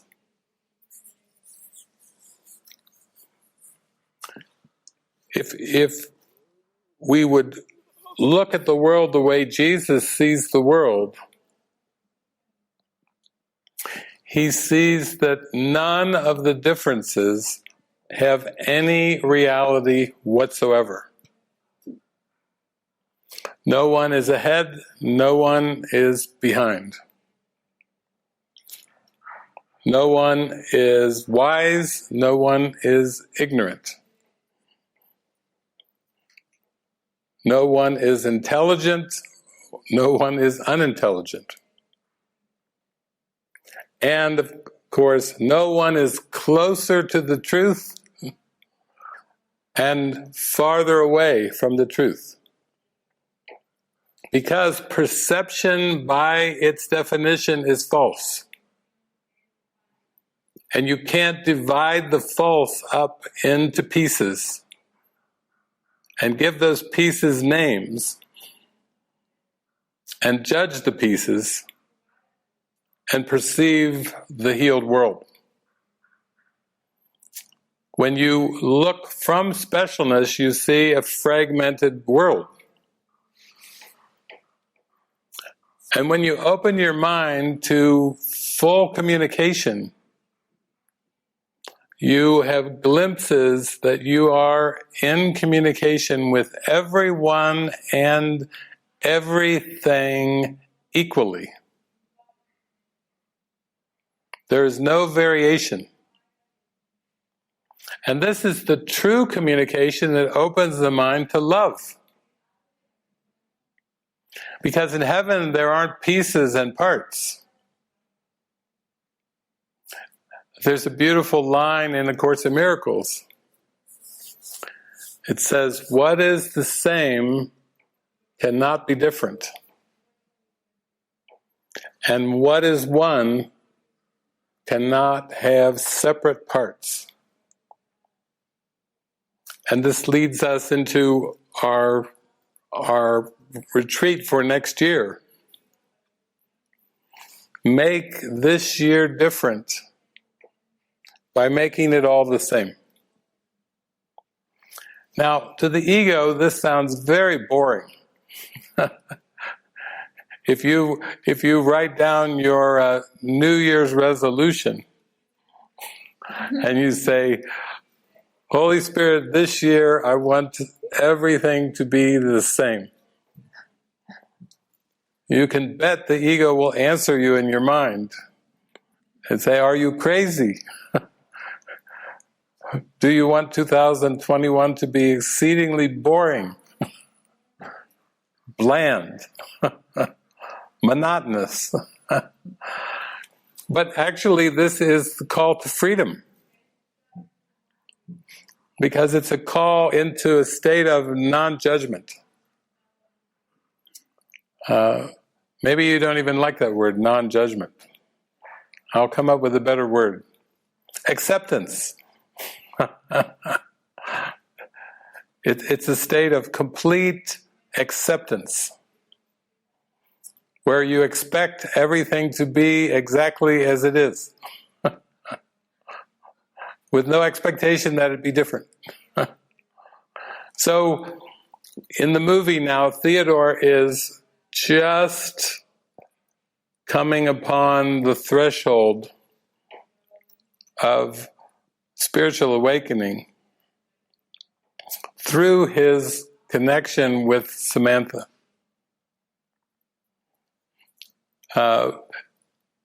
When she goes offline, he goes into panic Because why? The belief in loss and abandonment, the belief in rejection. It's never that people reject us. It's never that people betray us. It's never that people abandon us. It's that if we believe in these things, which God did not create, God knows nothing of abandonment or rejection. God knows nothing of loss. But if we believe the ego, that's where these emotions originate. These are terrifying ego emotions. And the only reason they're terrifying is because they're believed to be real. They're believed to be true. But they don't come from the Creator at all. So when he started reading the physics book and saying how dense the physics book is, I mean, he knew that Alan Watts and Samantha were having a lot of discussions about physics. So he thought, hey, I'll just check that out too. He said, it's very dense, and there was no reply. In fact, when he went to find what was wrong, it was that the operating system wasn't even connected. And that brought up this huge feeling of loss and abandonment. Not because of the perception, but because of the belief in the mind. Nothing's ever going wrong in form, but it's the interpretation of the form that brings the distress. It's never happening to you, it's all happening for the awakening. Everything that seems to occur is all for awakening. And it's not against you in any way. There's just 100,000 angels cheering with everything. Cheering on the awakening. And nothing is ever going wrong. It's only the ego's interpretation of wrongness that brings the upset. So we're going to follow along now with Theodore, because he is starting to realize that things that he believes are not sitting well with his mind.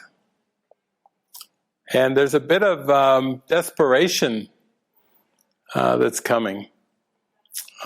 He actually went running, and he literally fell down when he perceived that he had been abandoned. And that's how we feel psychically when we believe that we've been abandoned or rejected. It's just a very intense ego emotion. But it's only coming into awareness to be released. There is no point, there is no purpose to that interpretation or to that emotion. And it's only our association with the emotion that feels devastating. Yeah, the ego is the belief in the attachment. And love is just ever flowing, ever extending. It does not limit. It does not possess. And it does not attach. And so, whereas the ego projects a world of specifics and encourages attachment to those specifics, it's actually the spirit that calls us deep inside into the stillness and and waits for us to be willing to let go of what was invented and what was made to take the place of love. And so our journey is always one of hands open, of letting go, of releasing what was believed to have a reality. And I loved how this movie shows the progression of opening the heart and opening to the intimacy and opening to the communication and building that trust and faith, all just for the surrender and the merge with the love. And this movie is so helpful for that. Just, you can just let the tears come, you can let any emotions come and rinse and wash, with this beautiful, beautiful surrender. Yeah.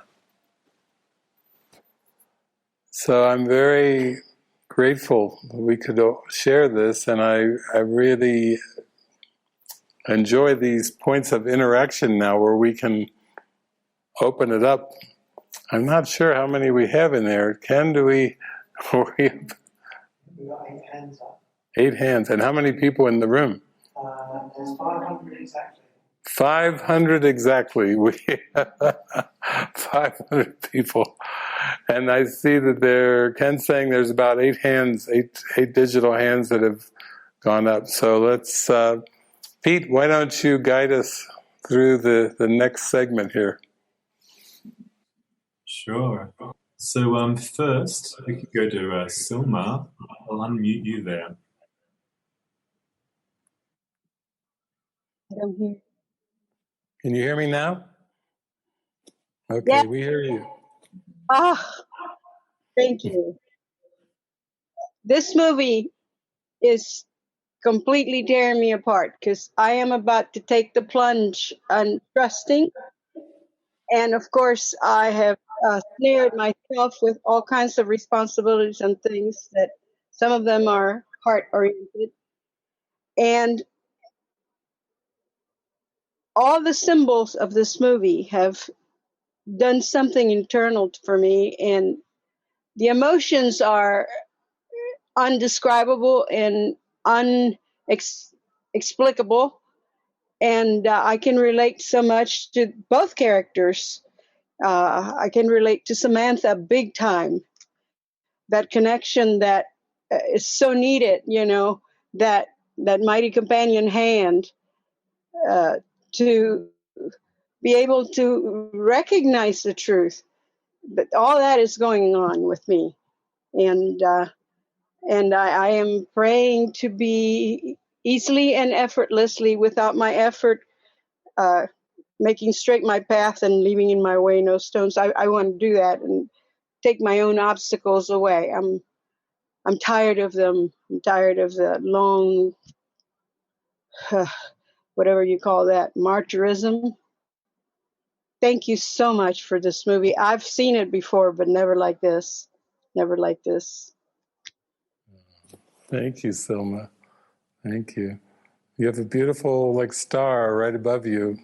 It's a beautiful symbol for us. You're rising up into the star of who you are.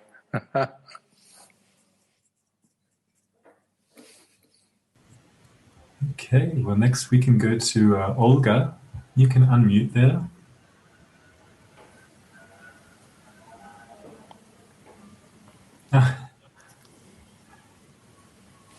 Hola, ¿se me escucha? Hola. ¿Qué tal? Muchísimas gracias. Thank you so much. Can you hear me? Quiero dar las gracias. I want to say thank you for allowing me to participate in this event. I was a bit late because I was working before, but my question is related to acceptance. I have a series of physical pains in different places that are related to my menstrual period. They're really intense pain. And a doubt comes into me, do I have to accept the pain from the observation point, trying not to relate directly to them? Or on the contrary, would it be better to take medicine so that I can sort of live with them a bit better? I doubt, I'm not sure whether to accept it and try not to put my attention onto it, even though it involves a lot of suffering because it's difficult to separate from it. Or should I just say, I accept, then I take some medication so that it's easier in my life and I can live with it? It's, I know it is, I know I'm not a body. I shouldn't really get fixed on my body, but this pain has been there forever. So it's a doubt. It's been in my mind for a very long time. So thank you very much. Yeah, thank you. Yeah, I think it is important to allow all emotions to come into awareness. And this gives an opportunity to be more aware of the thoughts in the mind. Many thoughts and beliefs have been pushed out of awareness, and they're just arising, coming into awareness for healing. And there is nothing wrong with any type of medicine. Jesus calls it magic, and he says there are times when a temporary mix of magic and miracle can be helpful. Because if the pain is intense, it can increase the fear. And the goal is to release the fear. So the mixture of magic and miracle is a temporary device that allows you to become more aware of what has been pushed out of awareness. And the goal is to become fully aware with nothing hidden, nothing pushed away. And this is really the purpose of relationships, because every one that we perceive is a mirror. And these mirrors reflect what is going on in consciousness. But every time that the pain comes into awareness, it's because the mind is allowing this.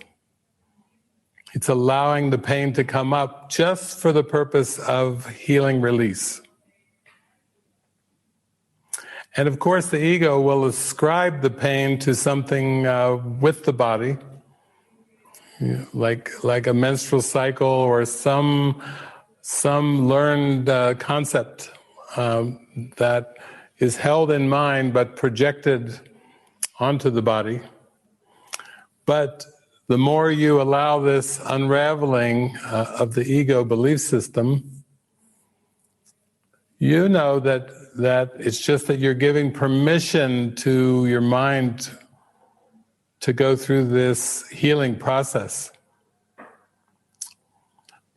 And the magic can help ease the pain.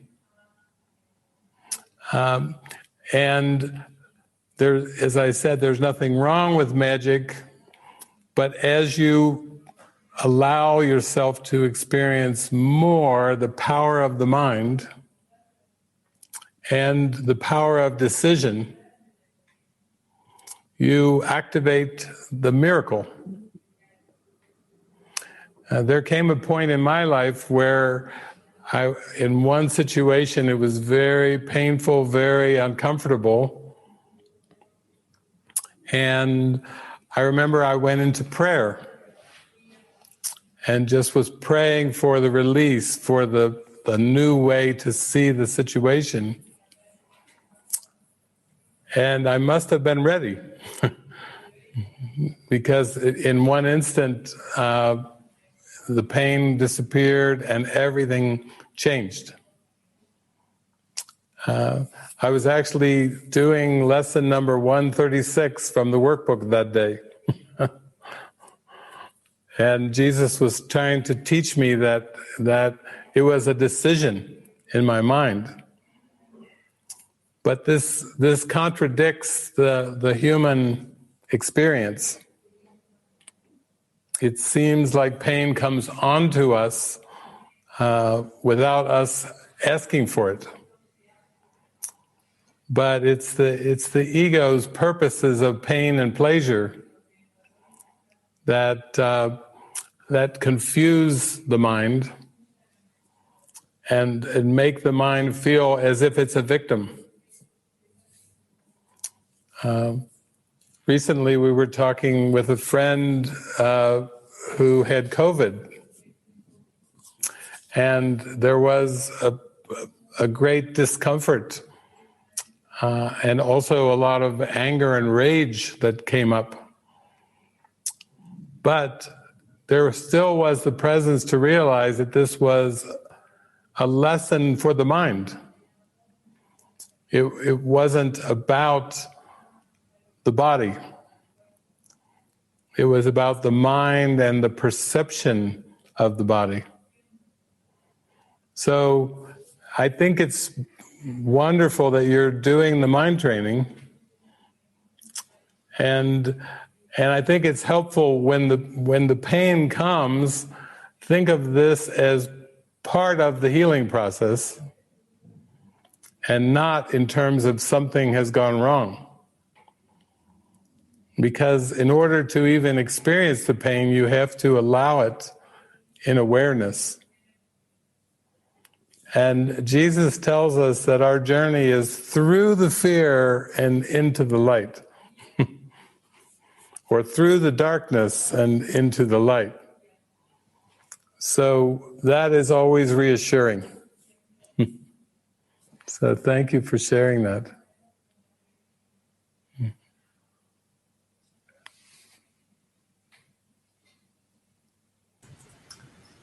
Okay, well, next we can go to Bridget, if you'd like to unmute yourself there.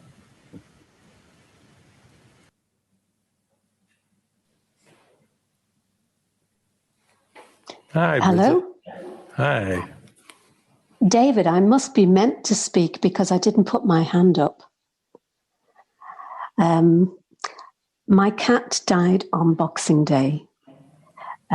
She'd been ill for a while, but I've been alone for many months doing mind training non-stop. And Spirit told me I would learn things from my cat, funnily enough. And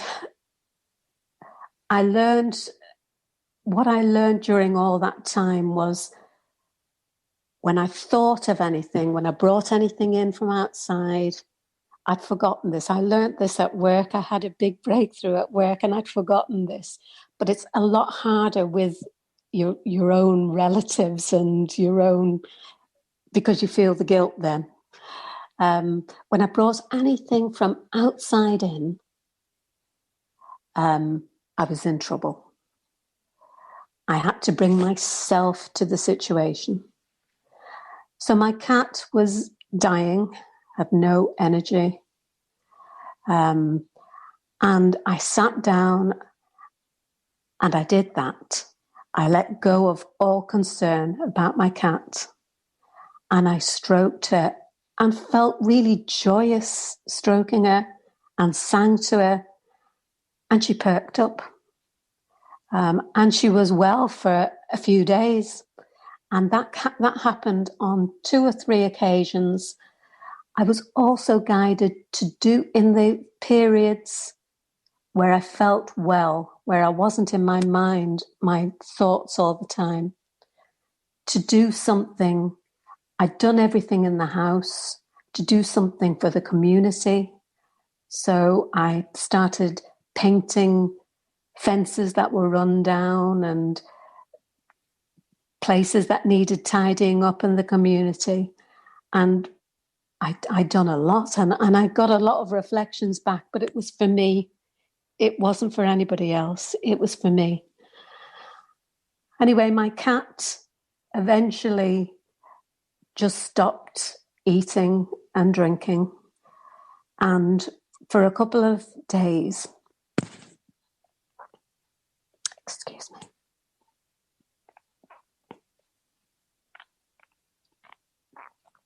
for a couple of days, I slept beside her on the floor.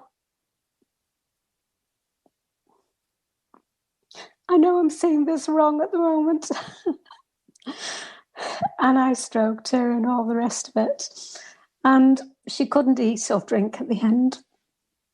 And I put some food in a bowl for her and some water. And I was next to her and stroking her, and I thought, I'm going to stay awake as long as I can to be with her. And I did that. And I must have fallen asleep about 3 a.m. When I woke up, my cat wasn't there. And I wondered where she was. And I looked around, and she was asleep behind my head. And there was a little treat next to her, and I put these treats in the bowl. When I looked at the bowl, she'd actually must have got up in the night and eaten, which she hadn't done for a few days, and drank. So I'd done my mind training before I moved, so as I was in the right space. And I walked into the kitchen, and she followed. But she stayed in the kitchen all day, and she just lay out on the floor, exhausted. I could see she was exhausted. So I kept happy, and I kept seeing her as she is in spirit, kept seeing the truth about her, not the appearance. And I went down to stroke her, and she was very cold. So I put a little blanket near the end of the kitchen. I'd left the radiator on low because sometimes she hopped up on a bedding box near the radiator, and she was skin and bone at this time.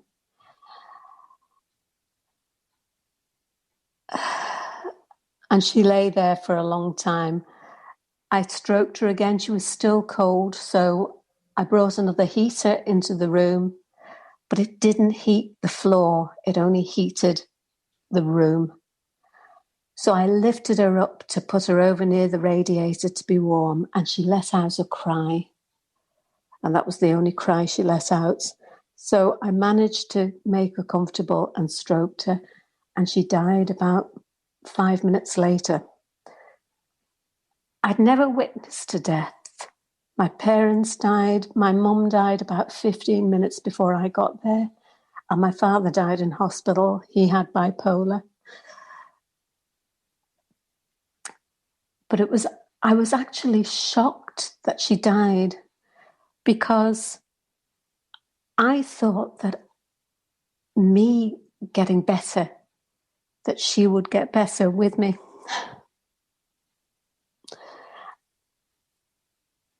And I felt very peaceful when I was with her over the last week. I didn't feel crying and all the rest of it. I did have some tears after she passed, but they were short-lived, and I've just had a few now. But I'm so grateful for the teaching there, that when I saw her as she really is, when and I could be really joyous and happy around her, she perked up. And it really, that was the miracle. That was sort of, that proved it to me that it is all, we're all connected, we're all one mind, that I'm not separate from her. When I was happy, she perked up. When I was all this sadness and thinking about things and everything, that was how the illness manifested itself on her, as she wasn't aware. Or that's how I feel it was. But it's funny because I didn't put my hand up then, because I thought I let other people, you know, I've come to terms with that in my mind.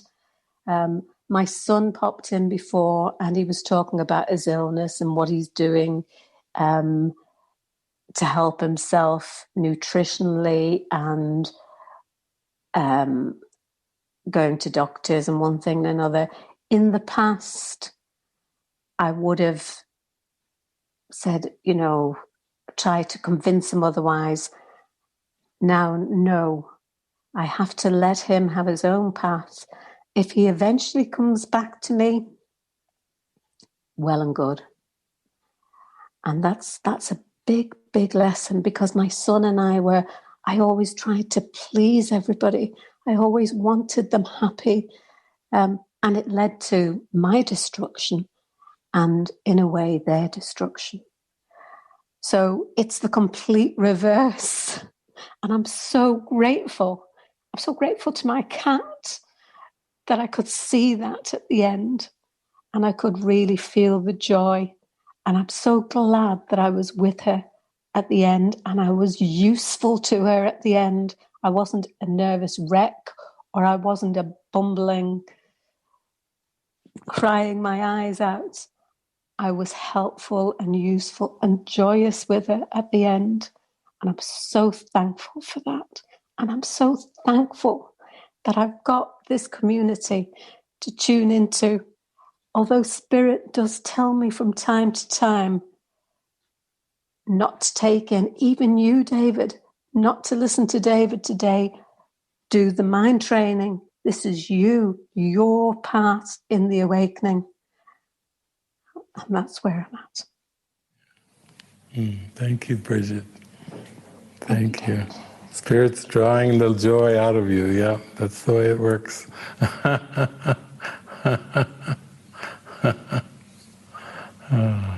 Sweet.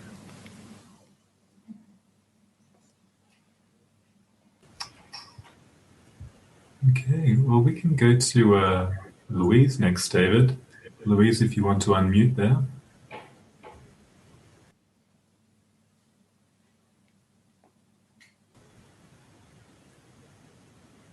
Hello.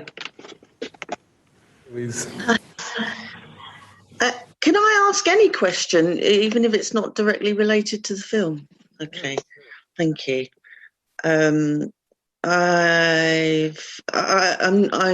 in my ego at the moment. I'm not experiencing what I'm going to talk about, if that's okay. Sure. Okay.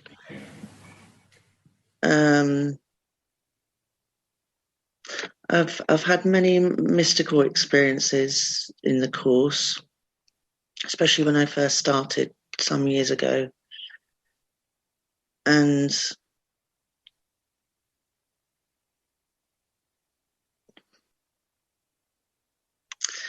I don't know how long it was, maybe 10 or 11 days, but I was led into a sort of blissful state. At first, the world looked like it was made of paper, and I could sort of peel back the sky and so forth. And then one time I was walking and I could see these limbs were moving, but I was completely still, the one that was looking through Louise. And on until we came into an utterly blissful state. And I don't remember eating or drinking or sleeping or going to the toilet or shopping. I had a 3-year-old at the time. I remember picking her up from school, but I don't remember anything else about looking after her.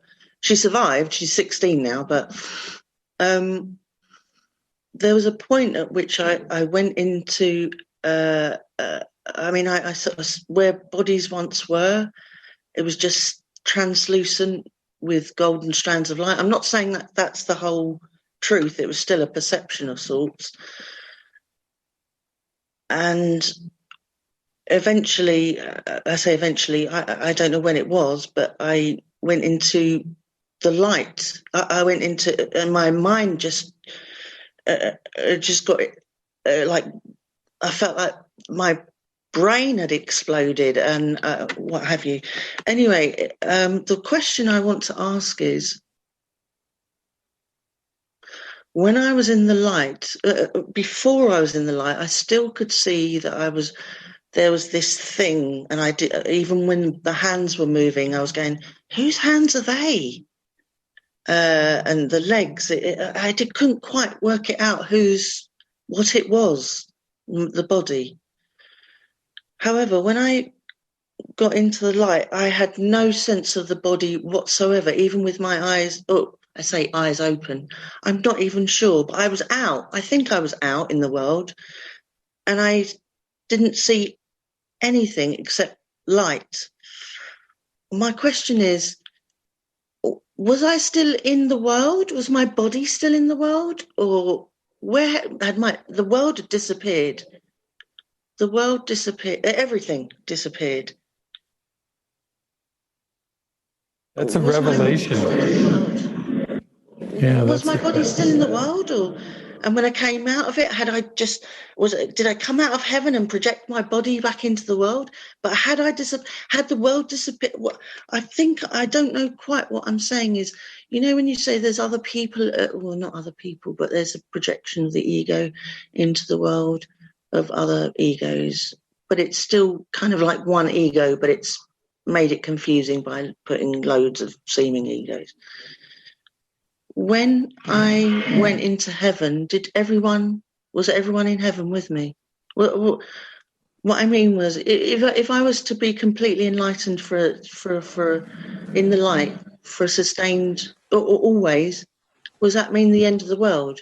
Is everyone there? And there's no world. There's nobody walking about or in the ego. Has everybody transcended? I'm not sure what I'm saying, but it's a metaphysical question. I guess I just want to know if I become enlightened, not Louise, the one behind Louise, the one.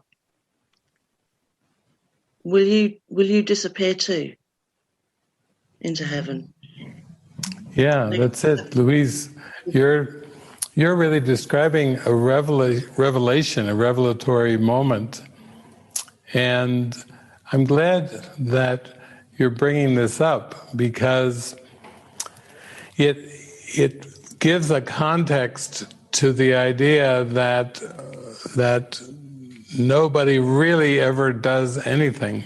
The temptation with perception is always to try to improve it or fix it or change it in some way.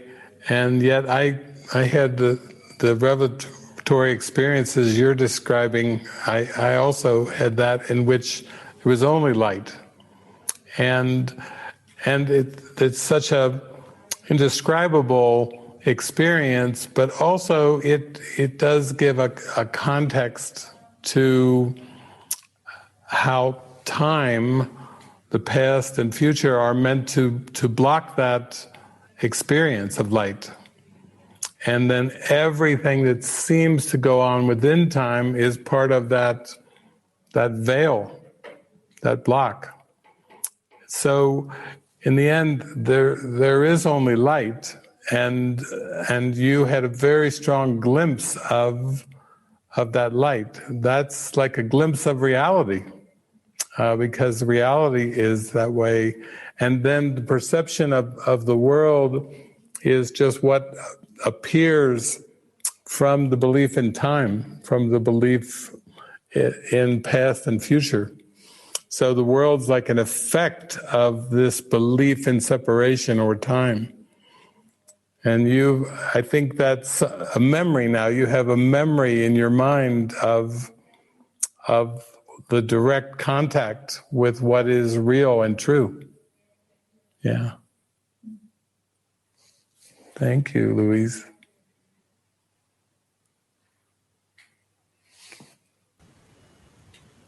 Thank you.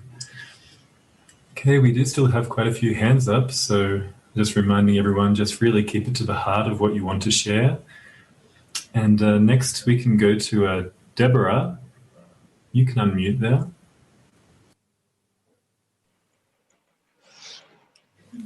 Hola, David. Hola. Hello, David. Hi.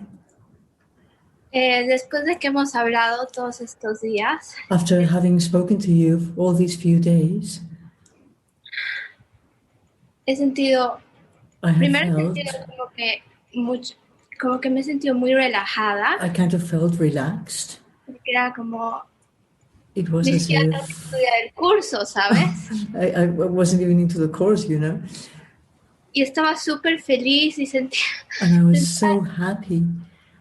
And I felt Sentía mucho amor.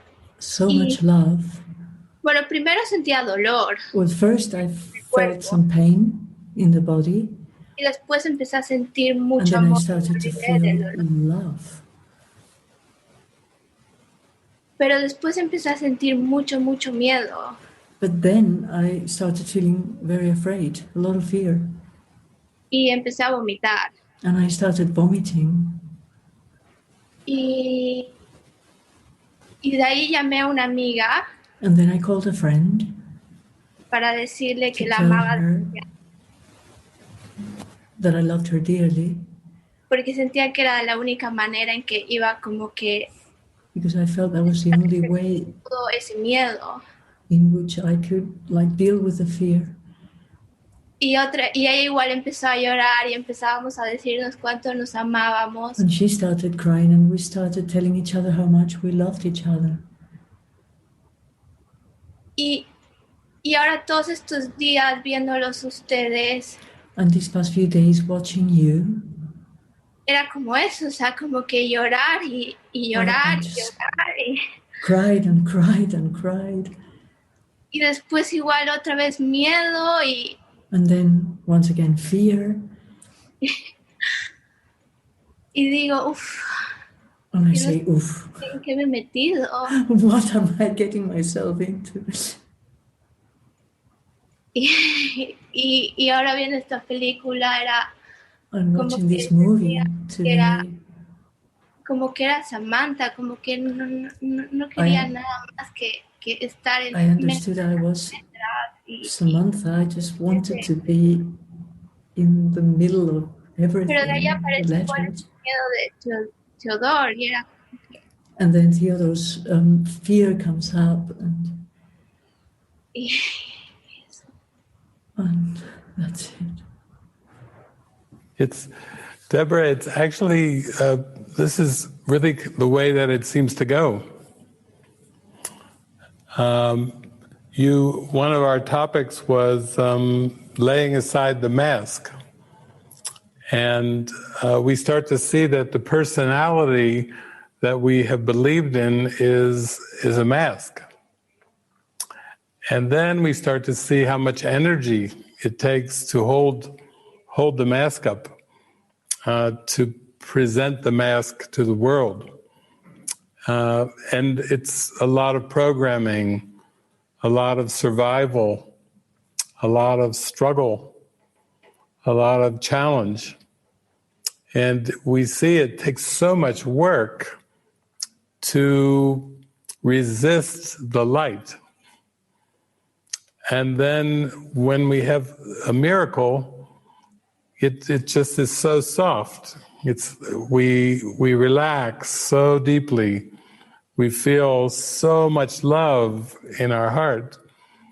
and we often cry because it's a release. The tears come that finally we can move toward the light, and we don't have to keep up this mask and these appearances.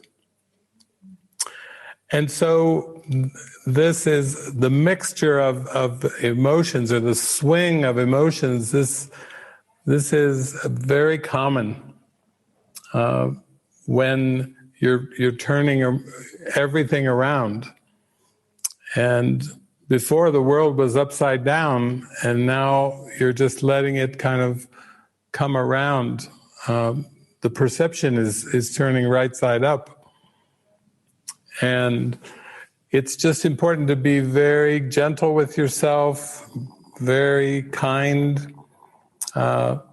It's not a matter of how long you studied the course, or even if you study the course at all. It's just time. Your mind is giving itself permission to come to the light and to come back into wholeness.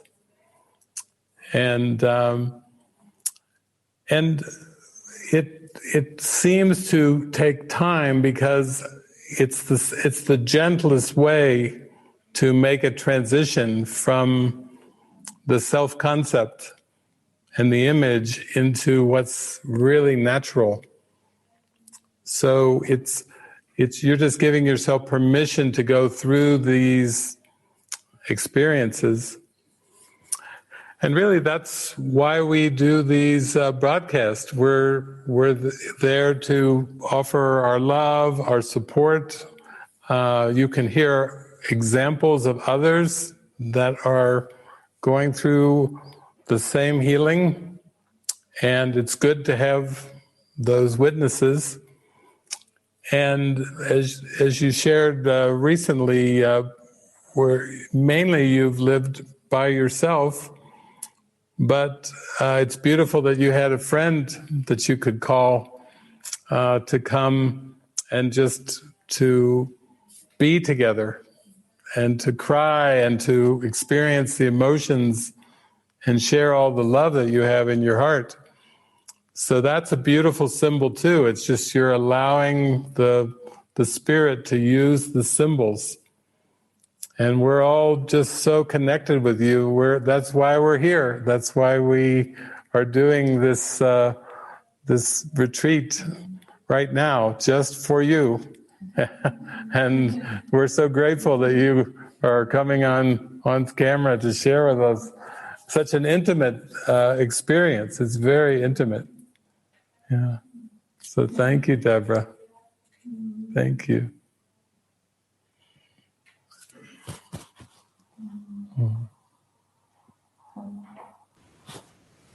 Okay, Pete, I think we've got about seven more hands.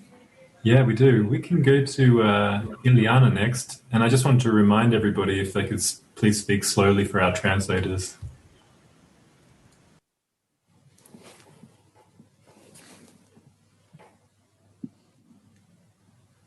Hola. Hola. ¿Me escuchan? Hello, Ileana. Can you hear me? Yes. Well, first of all, I want to say thank you and tell you that I feel really fortunate for sharing this retreat and getting to know you closer, David. And the movie really took me to a place where I realized an epiphany I had about 6 weeks ago.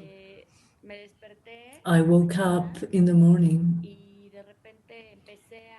and I suddenly started to think about my ex-partners and remembering all the beautiful things I lived with them,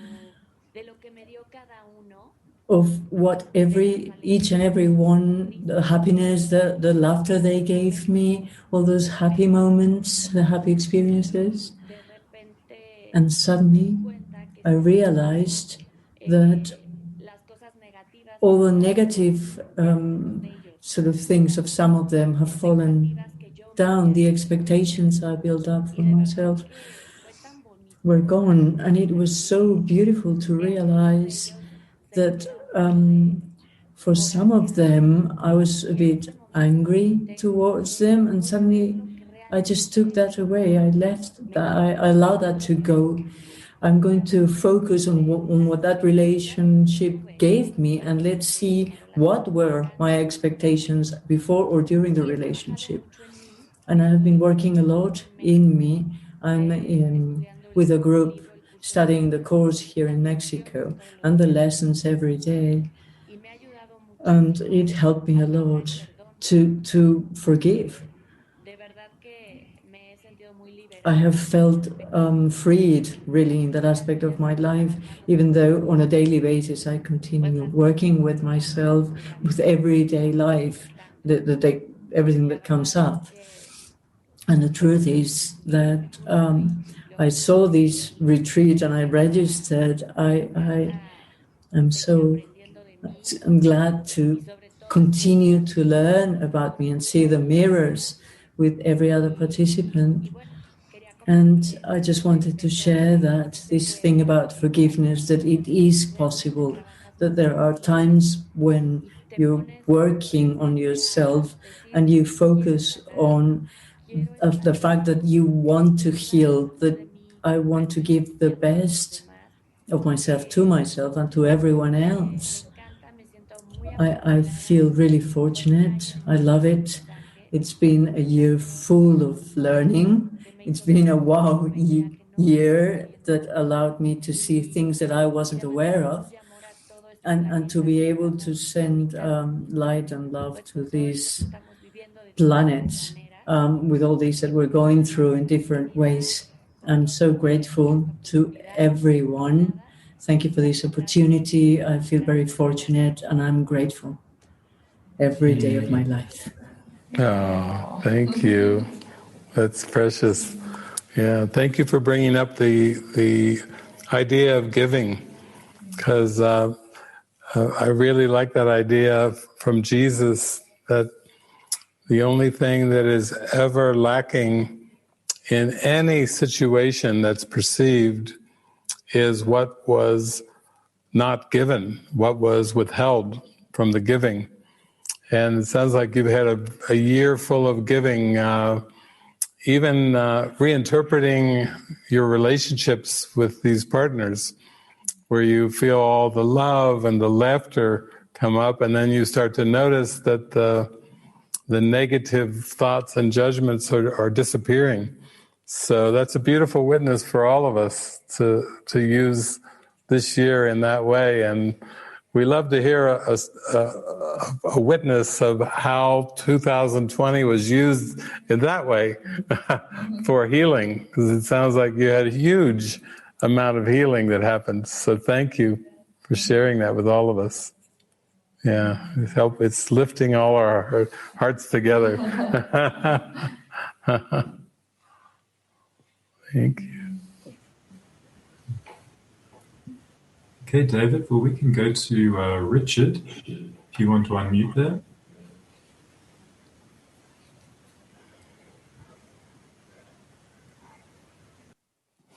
There he is.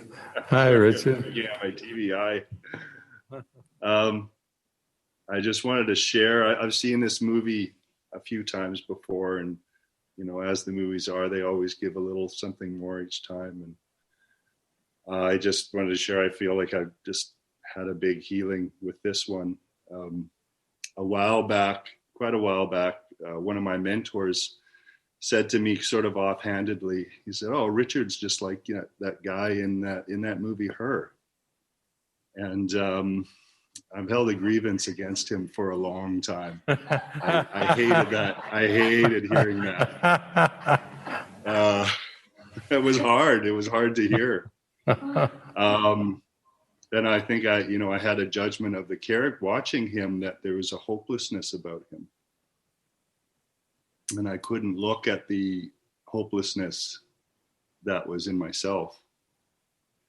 And it's interesting. It's been that idea has been coming in from other places. I was just watching a cartoon called The Midnight Gospel, and it was talking about hopelessness and and in this world there's to have no hope.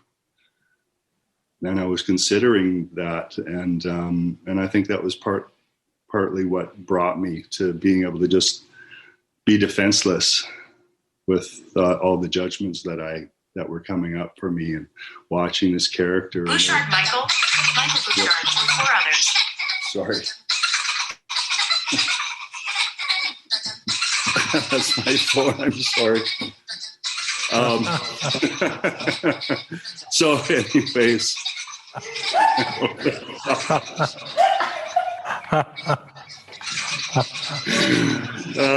I'm just going to wait a moment and let that stop. So anyways, yeah, it was a big healing to be able to let that go and allow the hopelessness to be present and realize that there was nothing to fix on this level, like of around the whole belief of who I think I am as a person in this world, that all of that had to be raised up to the Holy Spirit. And again, not my job to do any of the healing, to try to make any of it occur. And really it was just coming down to my deepest prayer to go home and be with love, be with oneness, and kind of just an opening, just to continue. Okay, there it is again. Be open again. Be open again. Let it be done through me, and get out of the way. So yeah. In my defenselessness, my safety lies. Thank you, Richard. That's very profound. During these holidays, I did have the prompt to watch the new Wonder Woman movie that came out, and sure enough, there was, even in Wonder Woman, she had a wish that a beloved that had died, that she had him back in her life, and it seems like her wish was granted. And then she lost all her powers. The world went into total chaos. and in the end, she had to voluntarily give back the wish for the good of the whole.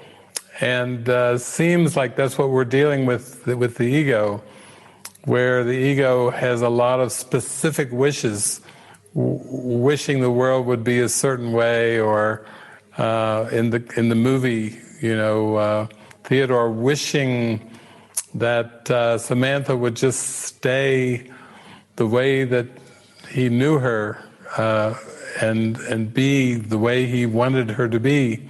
But in the end, we do give back the wish, the wish to be separate, the wish to know time and space instead of our Creator. So it's beautiful.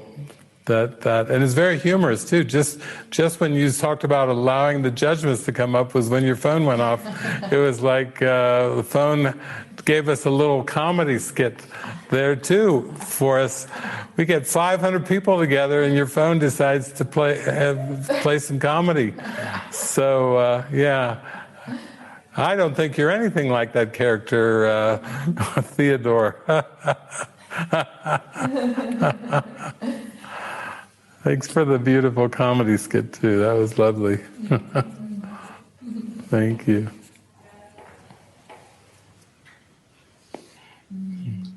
Okay, David. Well, I think if we want to stick to our schedule today, we might just have time for one more hand. How does that feel? Yeah, we've done pretty good at sticking to our schedule, so why don't we go for one more? Okay. How about Ale? Can you unmute there? Hola. Hola. Hello. Hello. I'm gonna be brief. So, Pues, many moments of the day, like every minute, many moments in that minute, I have judgmental thoughts. Yes. So, Well, I have the feeling that this has to be like a practice. This is the practice. This is the practice that we have to do. So it has to be like the release of that many thoughts in that minute. It has to be like systematic and simple. So it's like what I feel that I have to do. So for this, I apply the lesson of the day, but I usually forget the lesson. So I have to make another thing because I am thinking, okay, what I'm going to do with this thought. So the next thing I do is like I just like look at the sky and I just say like, God, I love you. I release this thought. Well, and this is all day long. So I feel like this has to be like quickly and like simple. I don't have to like to rethink these thoughts. Just like think about the love of God and give Him this feeling or emotion and release it, because it's all day with these thoughts. So this is my question. Like I don't know if like what do you recommend, or how do you remember that you do it, or if you still do this. I don't know if I was clear with my question, but I don't know if this is like the way that you recommend to do this. So I love you. Thank you. That's it. Thank you. Yeah, I think you're onto it in the sense that the most important thing is the practical application. And so as simple as you can make it, having the thought of God or love, as soon as you notice the judgments, that is very, very practical, because it's not about trying to practice in a ritualistic way. You know, sometimes people try to tie it into time or quantity, but that is most precious, that once you notice the judgments, that you just pause and call upon God. And it's whatever way works best for you. One time I went to a conference years ago, and I saw this man, and I could tell he was praying. He frequently was praying, and he would just take his fingers and he would bring his fingers together like this, and I silently watched him. He would form like a ring or a circle with just his pointer finger and his thumb. And it was a little touch reminder, but I could tell for him that was a very important symbol that he would even do silently.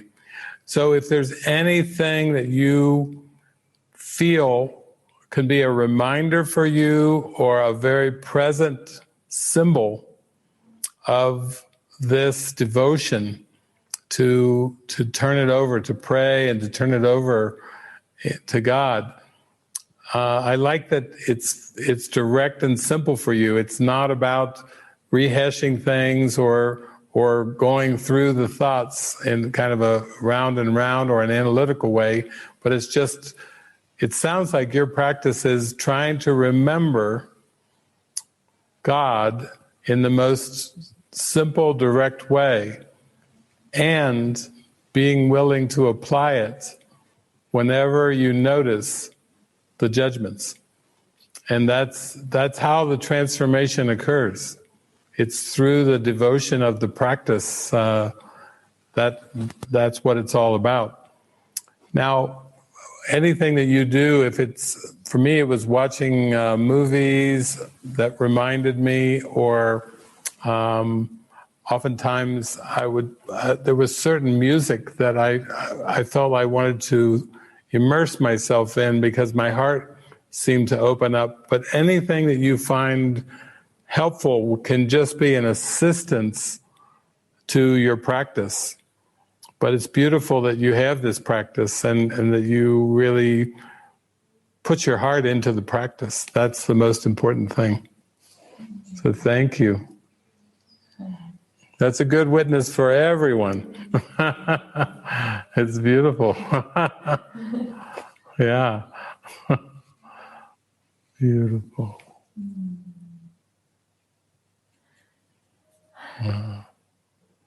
Well, thank you, everyone. Thank you for joining in to this movie, this large movie gathering that we've had. And we so enjoy these movies that I think we're going to do like a movie workshop every Saturday, starting on the 9th of January. And then we also have a retreat coming at the beginning of the year too. So I woke up with the thought yesterday morning. I woke up and I went, wow, 52 movies for 52 weeks in the year. That was a very happy thought for me. But that was my first thought of the day, 52 movies. So, and we were feeling perhaps to there's 2 months of the year that have 5 weekends. So that's January and July. And so we were thinking of doing this again, something similar to this at the end of January, the last weekend of January, and the last weekend of July. So I hope you'll join me in that. And we pray that we are shown the perfect movie. And thank you for your participation in the polls on in Facebook. We really appreciate when you vote for the issues and the topics that touch your heart the most. And then we are very prayerful to come up with a movie that really addresses the main themes, the main topics. So this was a great experiment. 500 of us watching a movie from around the world. And thank you to Marina and Ana Cecilia for the translations into Spanish. And thank you, Juliana, for translating into Portuguese. We hope to see you, Juliana, in Mexico soon. We're all excited about that. And thank you all for just sharing your love and joining in together in this beautiful experiment that we tried. I think it worked pretty good. We really did a good job here. It was a lot of fun. So much love from all of us in Mexico. We share our love all over the world.